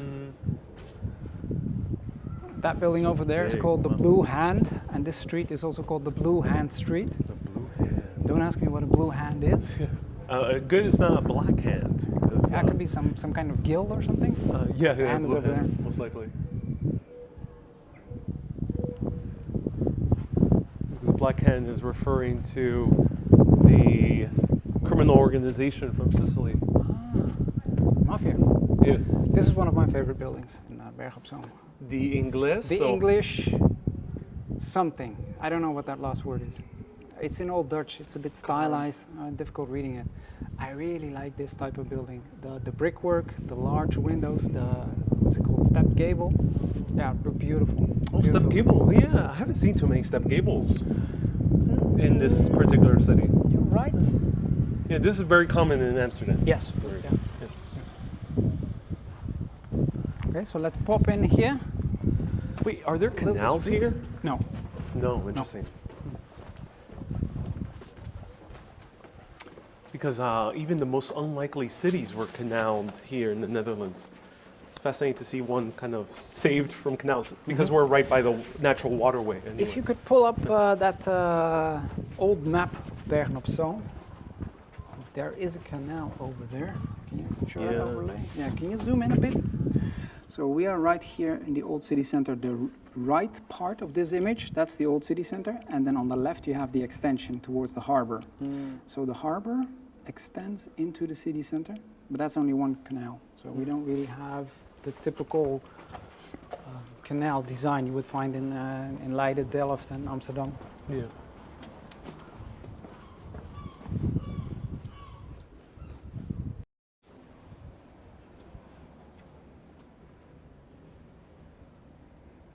Oh, beautiful bee. Big fat bumblebee. Yeah, very big. Yeah, huge. That's Funny little critters, these bumblebees. They must have a field day in this country because of all the flowers. Yeah, true. Well, we need them, right, to pollinate our crops. Ooh. Oh my God! What? There's parking? Yeah, we have parkings too. People drive here? People have cars here. There we go, ladies and gentlemen. We found one of the rare car parks Enjoy in the Netherlands. the beauty of our car Makes parks. me feel like home. We have to discuss your city design at some point, Ariel. Oh yeah. Oh, I The- wonder what The you'd way like to discuss. the way you guys are able to mess up in a pristine country by building it full with parking lots and shitty chain restaurants and muffler shops and huge shopping areas. That's It's one of the it's a shame. biggest travesties. this street I like as well. That facade over here with the little garden in front, I'm a big fan of that. To bring some biodiversity back in the city, right? You don't need a huge garden. You just need to pick up a few of those cobblestones and then start your own little garden. Is that legal now in a city like this? Good question. I think it's, yeah. Or gray area? I think they'll start implementing it the next couple of years, or already doing it. You see people doing it more and more. And Leek says, say hello to Eduard from Leek and Jordy. Hello. And Siebe. Siebe is my nephew. Oh, cool. He's, what is he, 6 months now? Susie asks, have you been on the New York City subway? Yes. But not the last time. Oh, okay. We tried to avoid the subway because of all the stabbing and shooting. And we relied solely on walking and wow. the city bike system.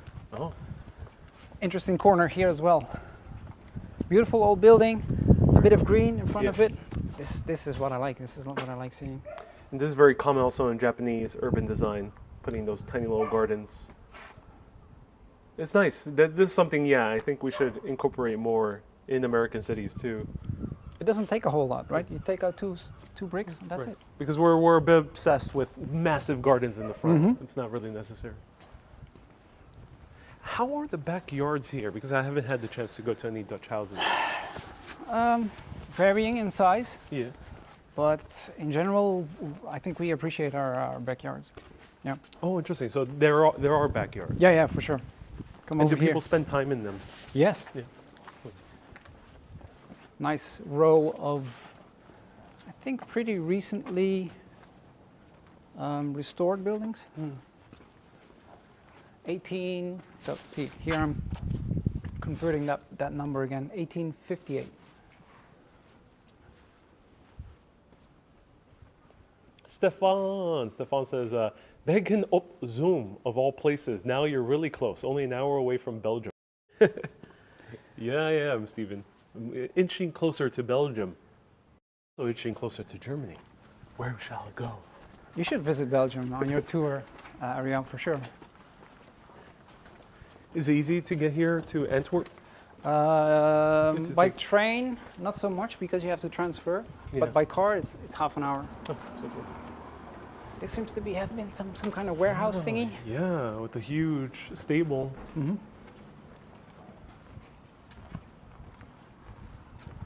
And also additional stable. Yeah, this looks exactly like parts of Brooklyn and Yep. the older parts of Long Island. With the brick buildings. Yeah, the brick buildings. The Peacock, 1613. And to the left you see the small wall icon. What is it? The facade icon thingy with a peacock over there between the flowers. Yeah.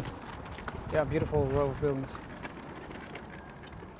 Susie says, "Can we get in for a wee look at a house? Just peek in." No, peeking is not. Does not This seem way. really as normal to do here. On the right we have this blight, really eyesore. This used to be a retirement home for the elderly, and also nuns would live here. It's a very large complex, and it has a courtyard with a church in the middle as well. It closed down 10 years ago, Wow. and it's still sitting here.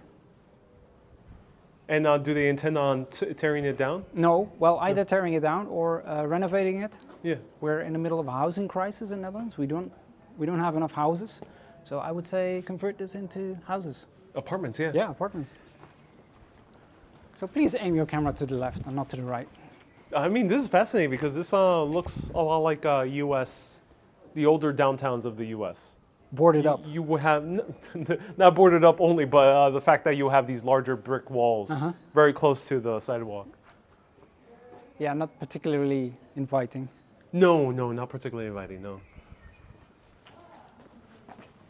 It's a very large complex, so I'm really curious to see what their plans are with this. Ron asked a very good question, which, as a history buff, I have a tough time finding. Yeah. Ghost stories. Ghost stories. Is it common in general in the Netherlands? Because I have not found any. I don't know. I don't know any ghost stories. It's not really a thing. Nah, So people don't tell too many legends or like this person lived here. Stuff like that. not that I know of. No. Nice little courtyard over there. So let me pause there. Yeah, it's very hard to find ghost stories here. This is not a place filled with ghost stories, similar to France as well. It's not like Italy or the UK or Ireland or America has way more. And it might be due to that Dutch kind of practicality, more pragmatic. So that's I think why you won't see too many ghost stories.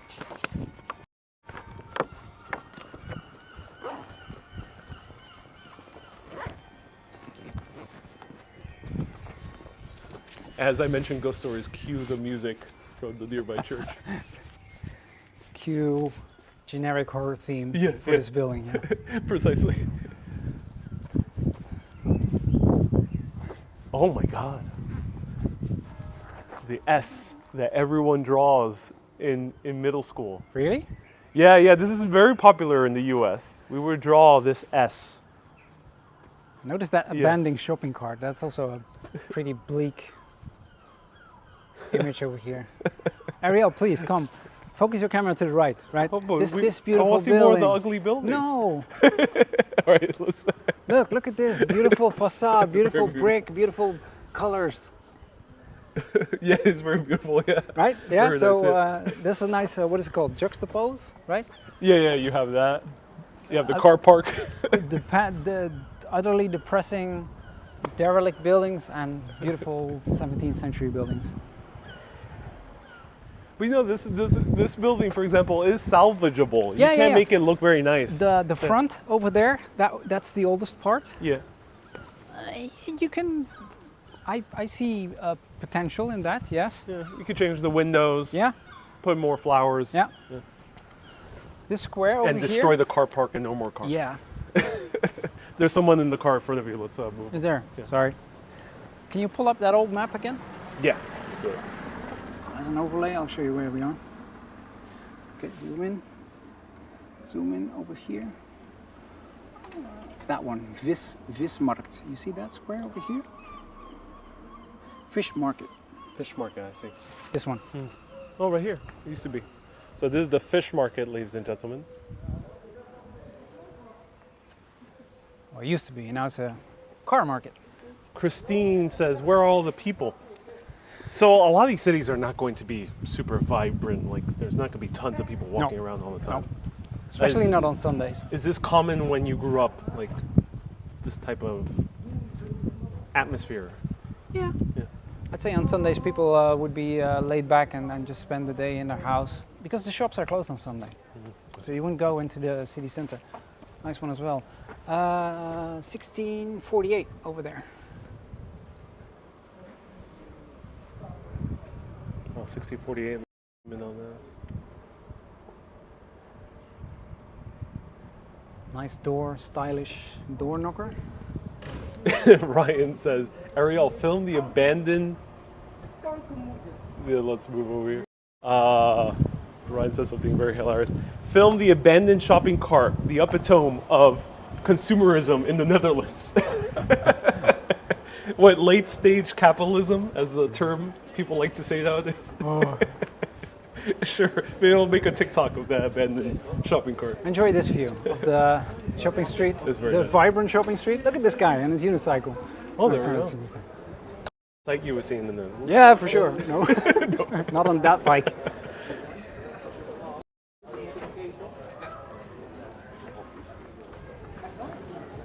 Ooh, cool shirts. Is that your style? Yeah, I think so. Yeah, this one in the back right here. I'm coming back. Hi. Nice Wow, building on the beautiful left building with the here, beautiful vines and the large windows. Susie says unicycle. That would be really nice. Great way to get around. Cue unicycle music. Right. Right, let's in here. Tunita asked about public restrooms. There's not that many. No. You have to pay. Yeah. Usually. Or go to a cafe and grab a Cafe, beer or coffee. hotel, they're usually fine. And if you ask politely, they're fine. Yeah. But be straightforward. No small talk. Yeah. Just ask. Yeah, just say what you want. Be direct.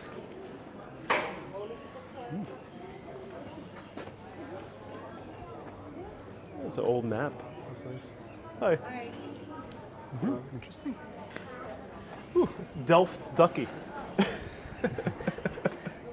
Oh, I love that. That's really cool. Susie says, Ariel, buy yourself a couple shirts. I might just buy myself a couple of Dutch shirts. That's a hard word to say, phrase. Dutch shirts. Dutch shirts. See Too that many text? S's? Too many, yeah. SH sounds.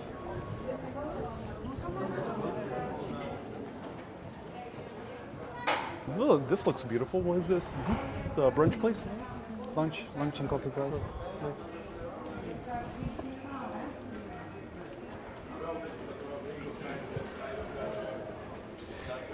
Were there cars? Well, you weren't here for the 70s per se, but from what you've seen in photos or your parents told you, were there cars here usually back then in the city center? In these little streets, I would say no. It is open to cars, but I guess not during this festival. But Also, it's not fully closed off like No, Maastricht is. that's purely pedestrianized, Yeah, right? Yeah, we yeah. have some pedestrianized streets as well. Okay, this is a nice corner as well over here with some beautiful buildings. Yes.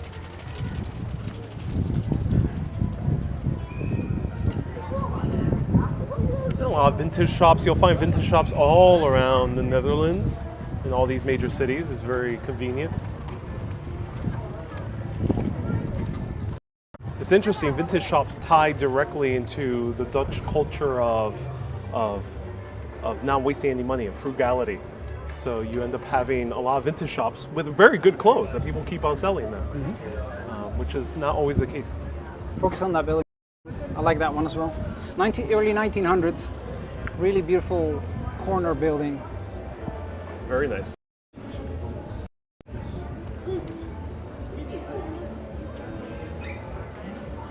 Maria Hook. What does Hook? Hoek means corner. Corner. Maria's corner. Maria's corner. We are going to enter the Lieve Vrouwenstraat, Our Lady Street, Our Sweet Lady. This is one of the more prettier streets in the city. It has some absolutely huge 17th and 18th century buildings. Now let's see if we can find some interesting building names as well. That one is the coat of arms of Scotland. Coat of Arms of Scotland. That's funny. No idea how it got there. Perry says, can you teach us some Dutch words? So lekker means delicious. Yep. What can we use for architecture to describe something as beautiful or elegant? Geweldig. Ooh. Geweldig is amazing. So with the guttural sound, right? That was hard. Okay. Or fantastisch. Fantastisch. Fantastisch. Oh, interesting. Fantastic. Yeah. So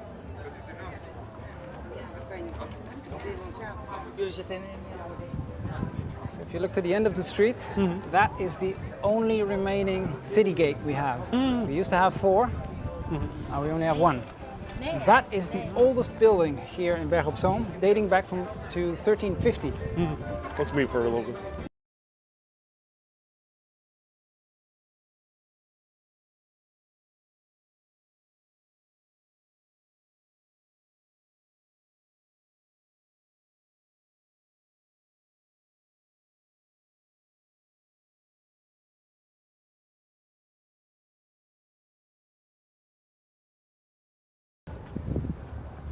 All right, everyone, there was some reggaeton playing.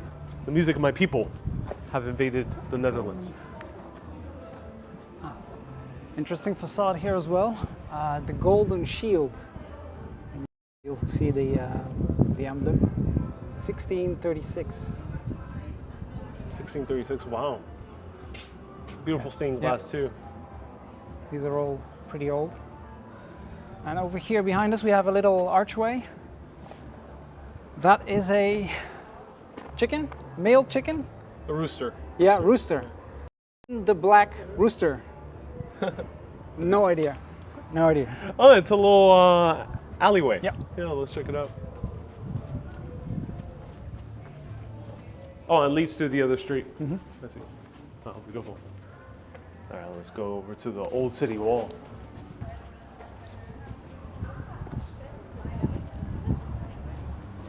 Suhail says, happy Sunday. Hey, Suhail, happy Sunday to you too. Hey, Sohail.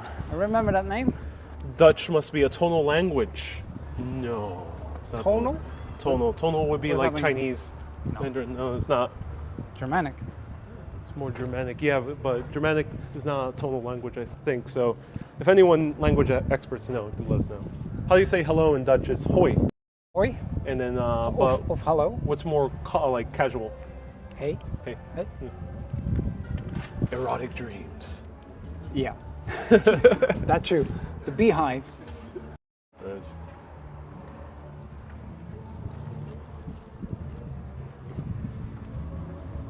Dustin says it's Black Cock Alleyway. Yep. Yeah. Right next to Erotic Dreams. Yeah. Fitting name. Pamela says, how does trash pickup work?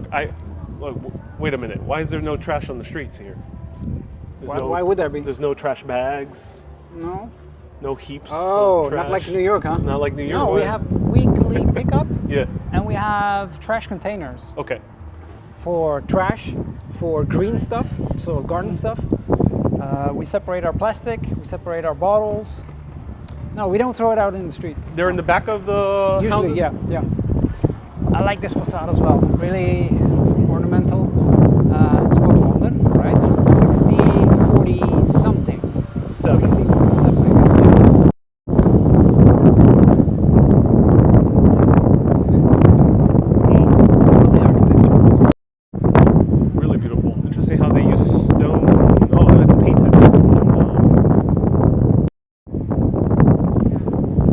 almost looks like a cast iron building due to its paint, but it's actually a stone building. I don't think we have cast iron buildings like in Soho in New York. Right. I think we skipped that building style. The Carpenter. And that one is called the Dragon. In the Dragon, I love it. Can you pull up that map again? Show you where we are. The old one, yeah. That's the city gate over there. Can you zoom in a bit more? No. Dead center, no. Yep. Can't, Dead center, you'll see the gate over there. That one. That's where we're at right now. This map is from the 1650s. This gate is from 1350. It's the only surviving city gate of the fortification, the wall surrounding the city.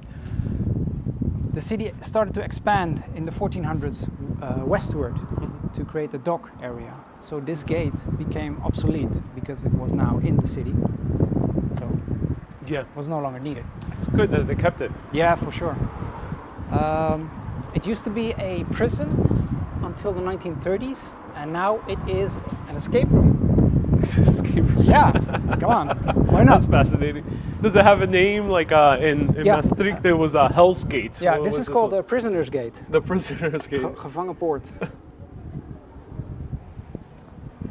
I wonder if it was actual prison. Yeah, it was. It was, yeah.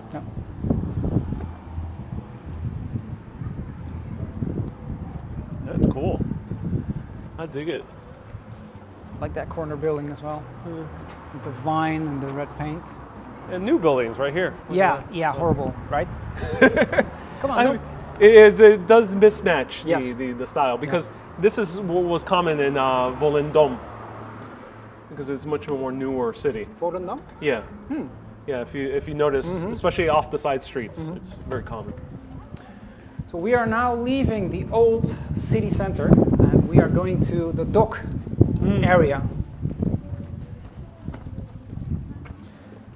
So this street here on your left and on your right is where the old city wall used to be. And now a highway. I mean, yeah, Stroad. Major arterial. Yeah. Cat says it needs to be protected. Yeah, I hope they protect the city gate.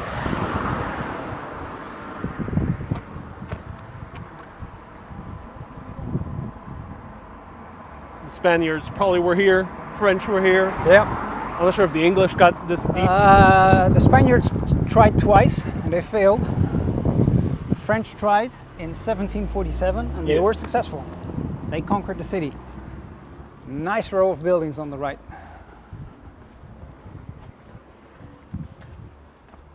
Nubia says it's beautiful. Oh, yes. Susie says 1350, incredible. Yes.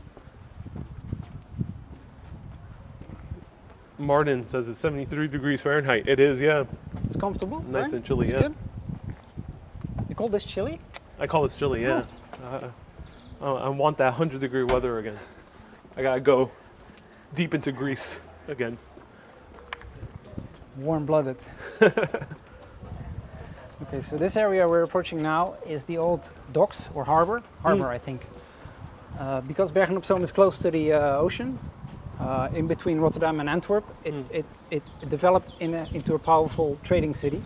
And the traders would come in to this area over here, the docks, and then unload their goods and take it to the main square. Yeah.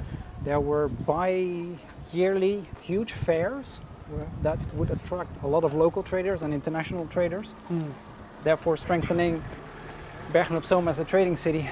So up until here, this used to be water where the cars are parked. So it would be a quay, an embankment, I think. Pull up that old map again. So it'll be an embankment. So that blue strip over there, that's right over here. Oh, you see these little ships? Yeah. Oh, interesting. This would be another mistake we made fascinating by covering this. Yeah, they use it with car parks. Yeah. Yeah. That's fascinating. Imagine how awesome the city would be if we would still have a city wall and the fortifications and the harbor here, so you can take your ship right into the city. It would be very nice. It would be very pleasant to walk around. And it seems like they never changed the grading. They just left it Yeah. the same grade as the canal. Alex says trees, yes, which is pretty much a rarity in the Netherlands. What, trees? Yeah, trees. What? Really? Yeah, I mean, I don't see as many in major cities. We need green. We need a lot of green stuff in our cities. I'm a big fan of green stuff. Likewise, yeah. It doesn't have to be huge. Just little front gardens is all you need to make the place look better. Nubia says, do they charge for parking here? Yes, this is a park, paid parking.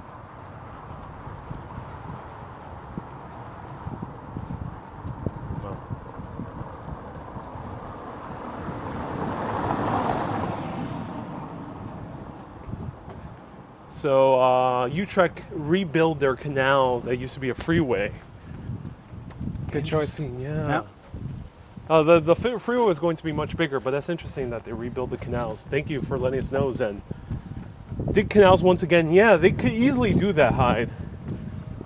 The Dutch could easily do that. They already have the technology. We're masters. And the Dutch are known to purposely flood places that they once put landfill on in order to... We also used flooding as a mechanism of defense against Spain.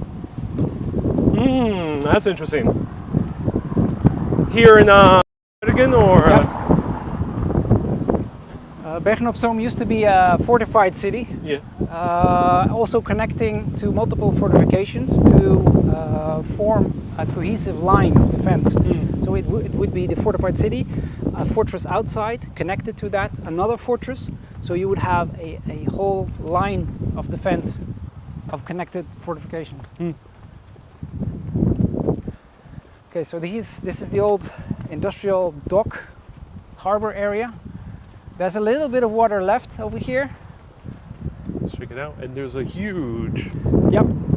That used to smoke be... shaft. Yeah, that's the... what's it called? Chemical factory. Spiritus. Methylated spirits. Like the strong alcohol cleaning stuff. Oh, I see. Are they going to take it down? No. No? There used to be a large factory there. Yeah. It's all residential now, but they left that as a industrial piece of industrial heritage. Cool. Yeah, it's nice. Let's move in here. Let me show the water first. Well, these big bags you see over there, yeah, it's to reinforce the embankment because they are not in a very good shape. William says, ask him about Admiral Michiel de Ruyter. Michiel de Ruyter, yeah, Ruyter. One of our most famous admirals. I think he was the one.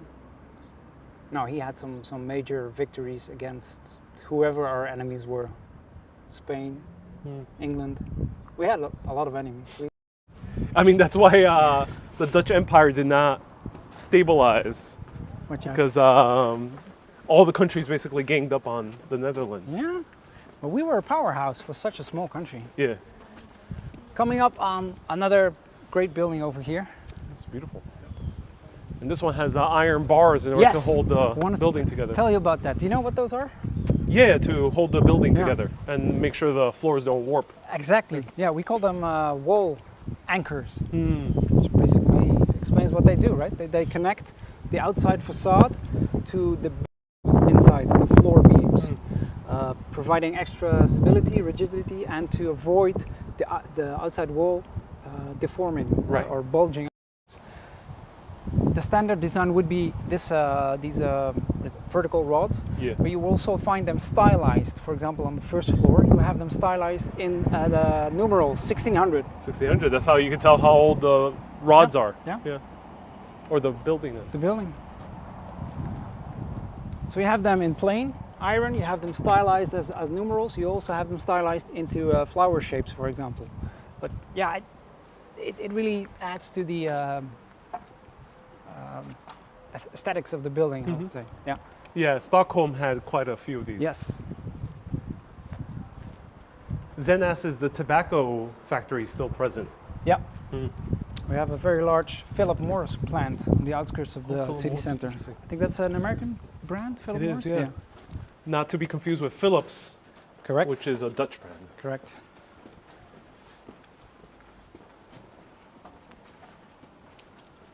Yeah, now we're a little bit newer part of the city. Yeah, not. Ugh, the left is not that great. Yeah, why did they choose a lot of these brown bricks? Tell me. There's also a style choice that in the US we did as well in the 50s, 60s, 70s. This is So yeah, we- typically 70s. They covered up in green, which is good. But Yeah. I don't know why. This is much better, right? The warm brick colors. Yeah, exactly. Let us know in the comments which one do you prefer, this one or more of the brown brick?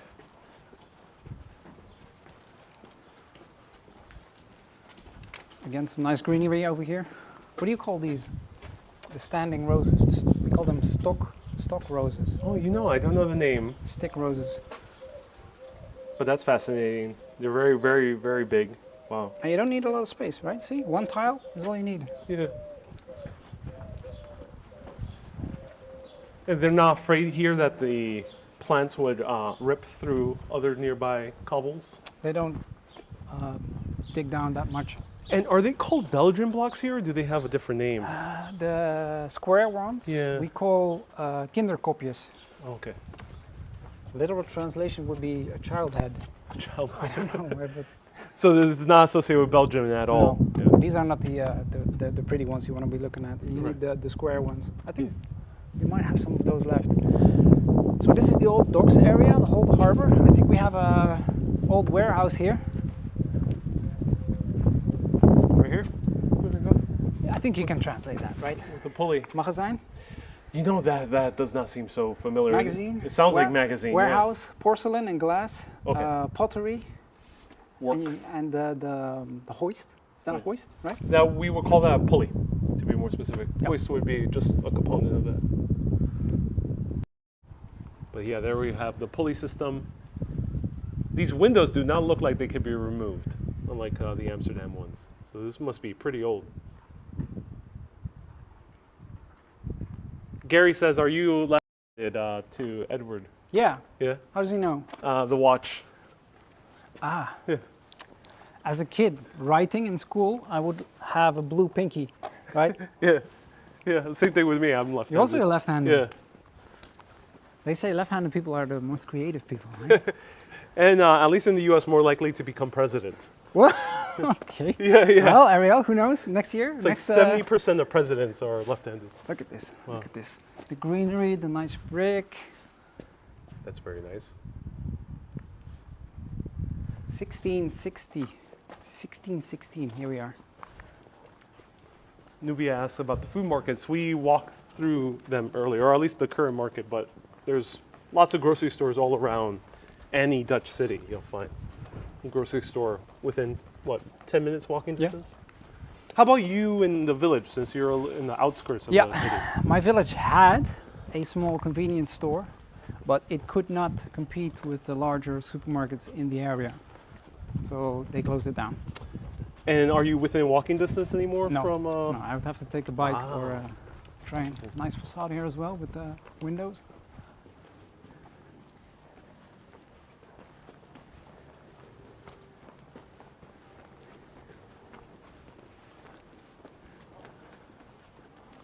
Ron asked, do they have a Costco equivalent? No, right? Only a supermarket equivalent, which would be Albert Heijn or I forgot the name of the the yellow black Jumbo. one. Jumbo. Yeah. Nice row of houses on your left. Hello, Ariel. Nice to see you here. Welcome. Noah. Do you ever bump into things while live streaming? No, Good. I have very high spatial awareness. yeah, you need I was that. tested guess. when I was very little. My parents are actually psychologists, Uh-huh. and they did their own test on me, and I came up with very high scores in spatial awareness. Good. So, Important skills you need when wandering through a city. right. That's why I was also very good at video games. Would Good. know all the maps in first-person shooters. Good hand-eye coordination. All Yeah. right, so let's look around here. Some Check this old out. buildings.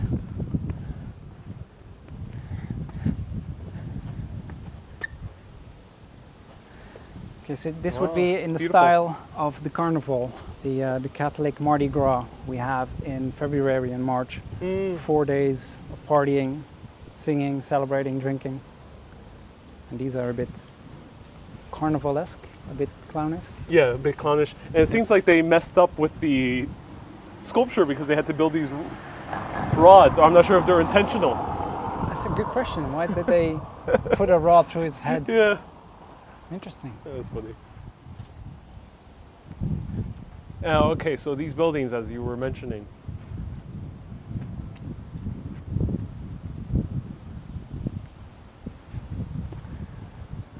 Okay. It's nice that there's some cafes here as well. Yeah. Is the term bar ever used, or is it always cafe? Mostly cafe. What's it cafe? To the left, another one of my favorites, really stylish.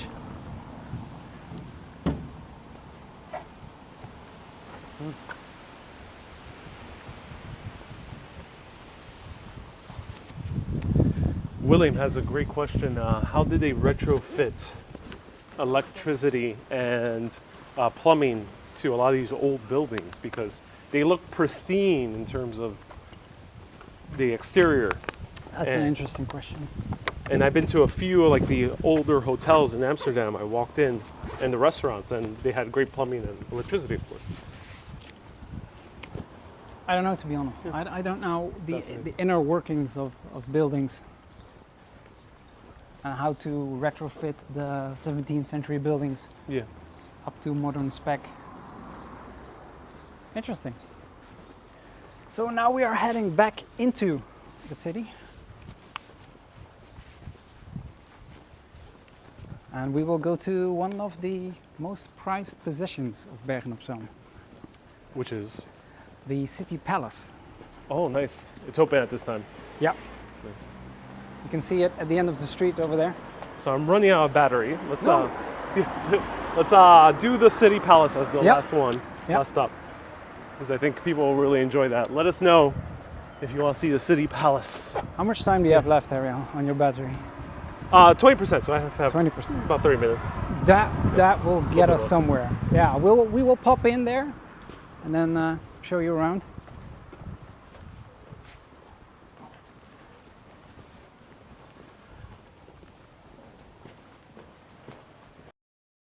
If you have any questions for Edward, feel free to ask. Local here in Bergen op Zoom. He did it. He made it. Window rolling shutters, very European, says William. Yeah, very European. Susie says, palace, please. Oh, yes, palace Okay, coming so right on now. the left, not so good. Yeah. On the right, pretty good. Yeah. Another. So the best word would be juxtaposition. Juxtaposition. That's a difficult word. Yeah, that one is a bit more trickier. But yeah, it's a good juxtaposition because it's very stark difference. Yeah. But this one's very nice. This appears to be maybe commercial buildings. I'd say late 1800s, early 1900s.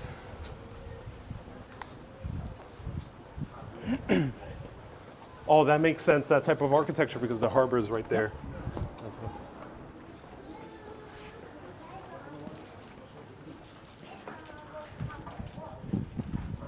Okay, so we're approaching the Gothic city palace. It's called Markiezenhof. Oh, Construction started in 1485. yeah.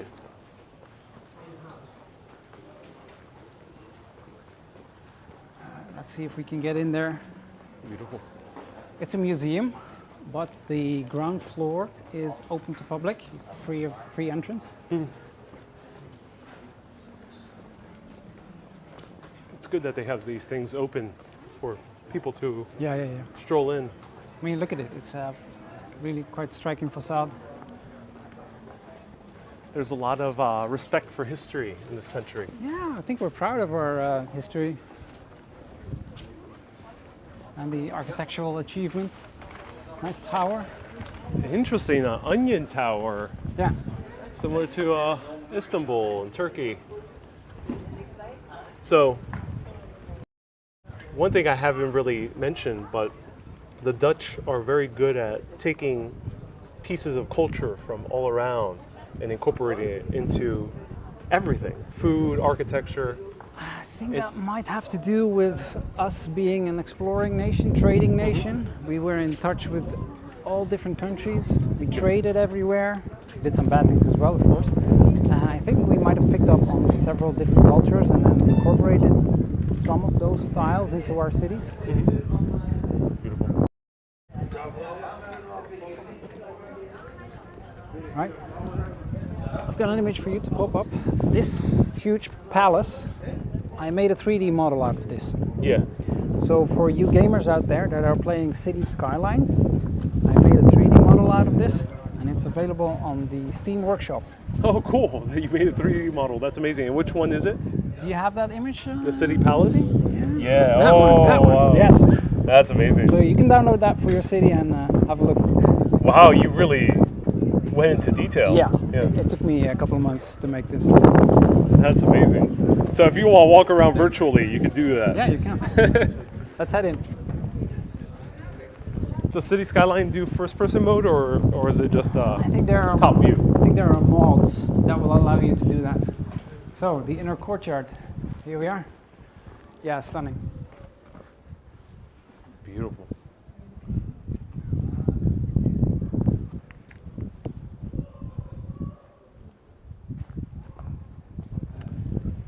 Here's a water well.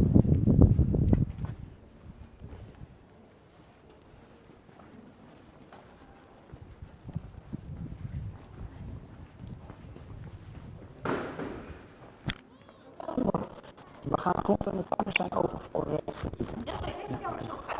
Ik heb iemand op bezoek uit de Verenigde Staten en die doet een opname van Bergen. Laten zien in de tuin. Fijn, oké.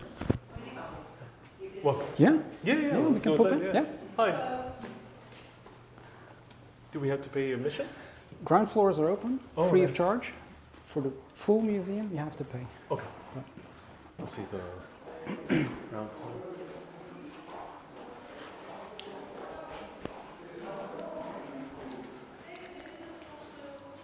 Here we have an overview of the palace. So this is the front entrance where we entered. The courtyard over here. And this guy over here, Jan van Glim, that's the guy who ordered the construction of the palace. Bergnopsal was increasing significance as a powerful trade city. Yeah. And he was the lord of the city, and he wanted a fancy palace to welcome foreign royalties, powerful trade people, because you have a nice palace in the city center that you can show off, right? So Exactly. his nickname was Jan met de lippen. Jan with the big lips. Picture doesn't really show it, but he had some kind of deformity on his lips, caused him to have some huge lips, like Mick Jagger, I think. But that didn't stop him from being successful with the ladies, because he had 34 children. 34 So children. he was a busy man. Oh, wow.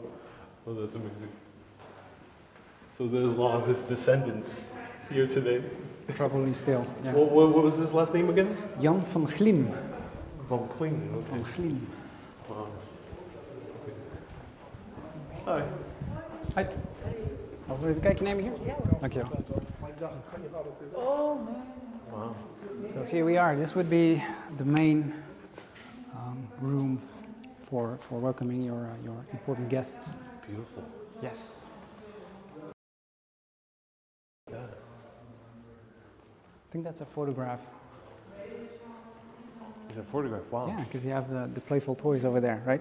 So it's meant to look at as a 17th, 18th century painting, and then you have these modern toys as a Juxtaposition.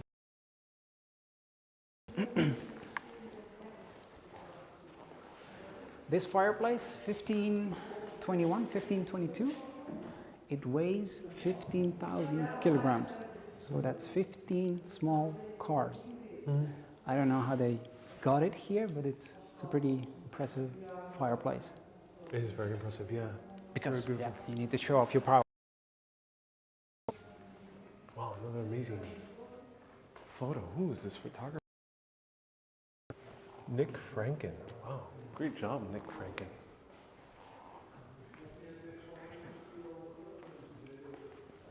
It's nice with the timbered roof Yeah. as well, ceiling. Yeah. Nice wooden beams. The coat of arms everywhere. Mm-hmm. Let's go. The inner courtyard. Exactly. Ah, interesting. Wow. Tunita says, oh my, stunning. Yeah, it is stunning.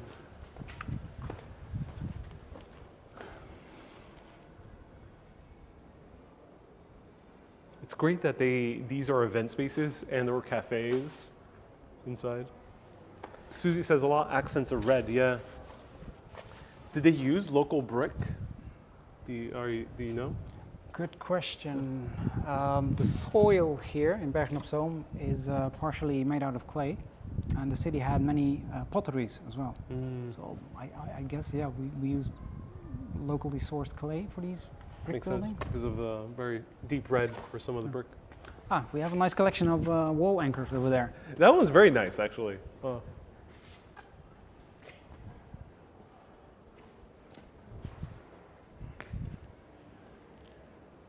Anonymous dude says, must be very nice at night. Oh, yeah. Here's this guy painting.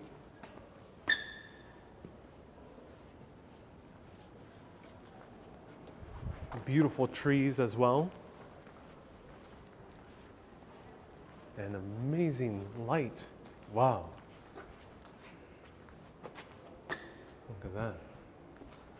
And these used to be windows, but they sealed them. Yeah, you can see the evidence, right? The arch over there. Yeah. Yep, and the those top ones. as well.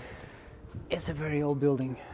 Many people have worked on it, destroyed it, rebuilt it, expanded it.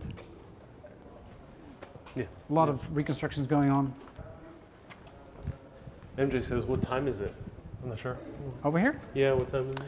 it is 1:30. So look at these beautiful wall anchors. Wow. This is a common shape you'll see in New York City.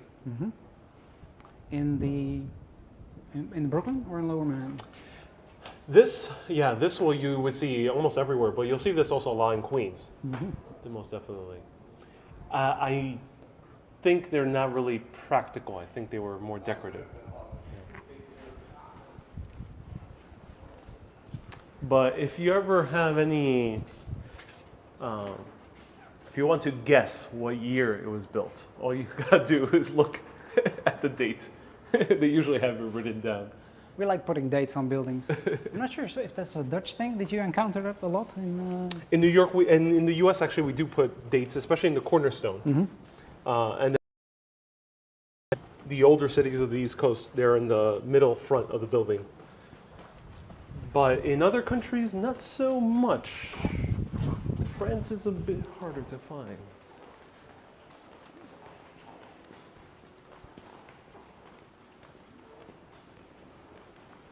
Okay, so let's pop into the garden.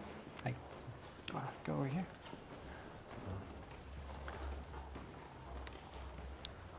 Yeah, let's go directly to the garden. So we have a museum cafe as well here for lunch and a cup of coffee. And here we are in the garden. Oh, okay. I think this is the Yes. perfect place to I like this. finish off this live stream. Up there on the balcony for a nice view. Let's do that.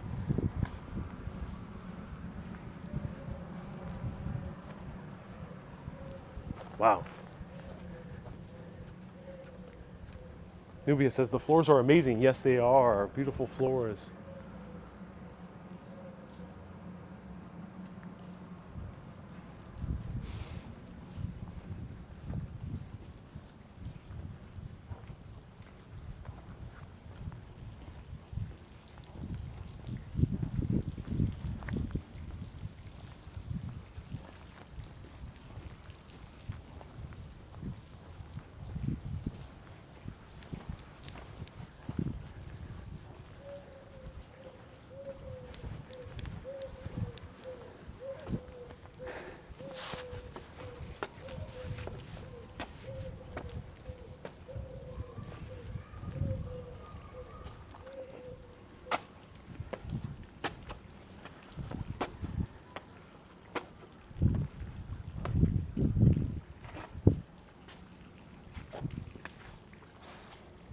That's amazing.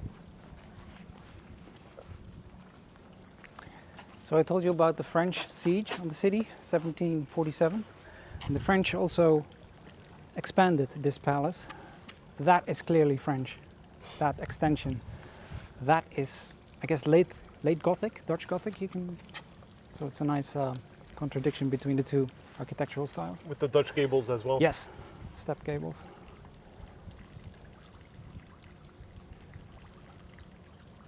Beautiful garden. Let's peek in. This is probably one of the rare opportunities we can actually peek into the backyards. We're going to do a quick peek. Dutch backyards.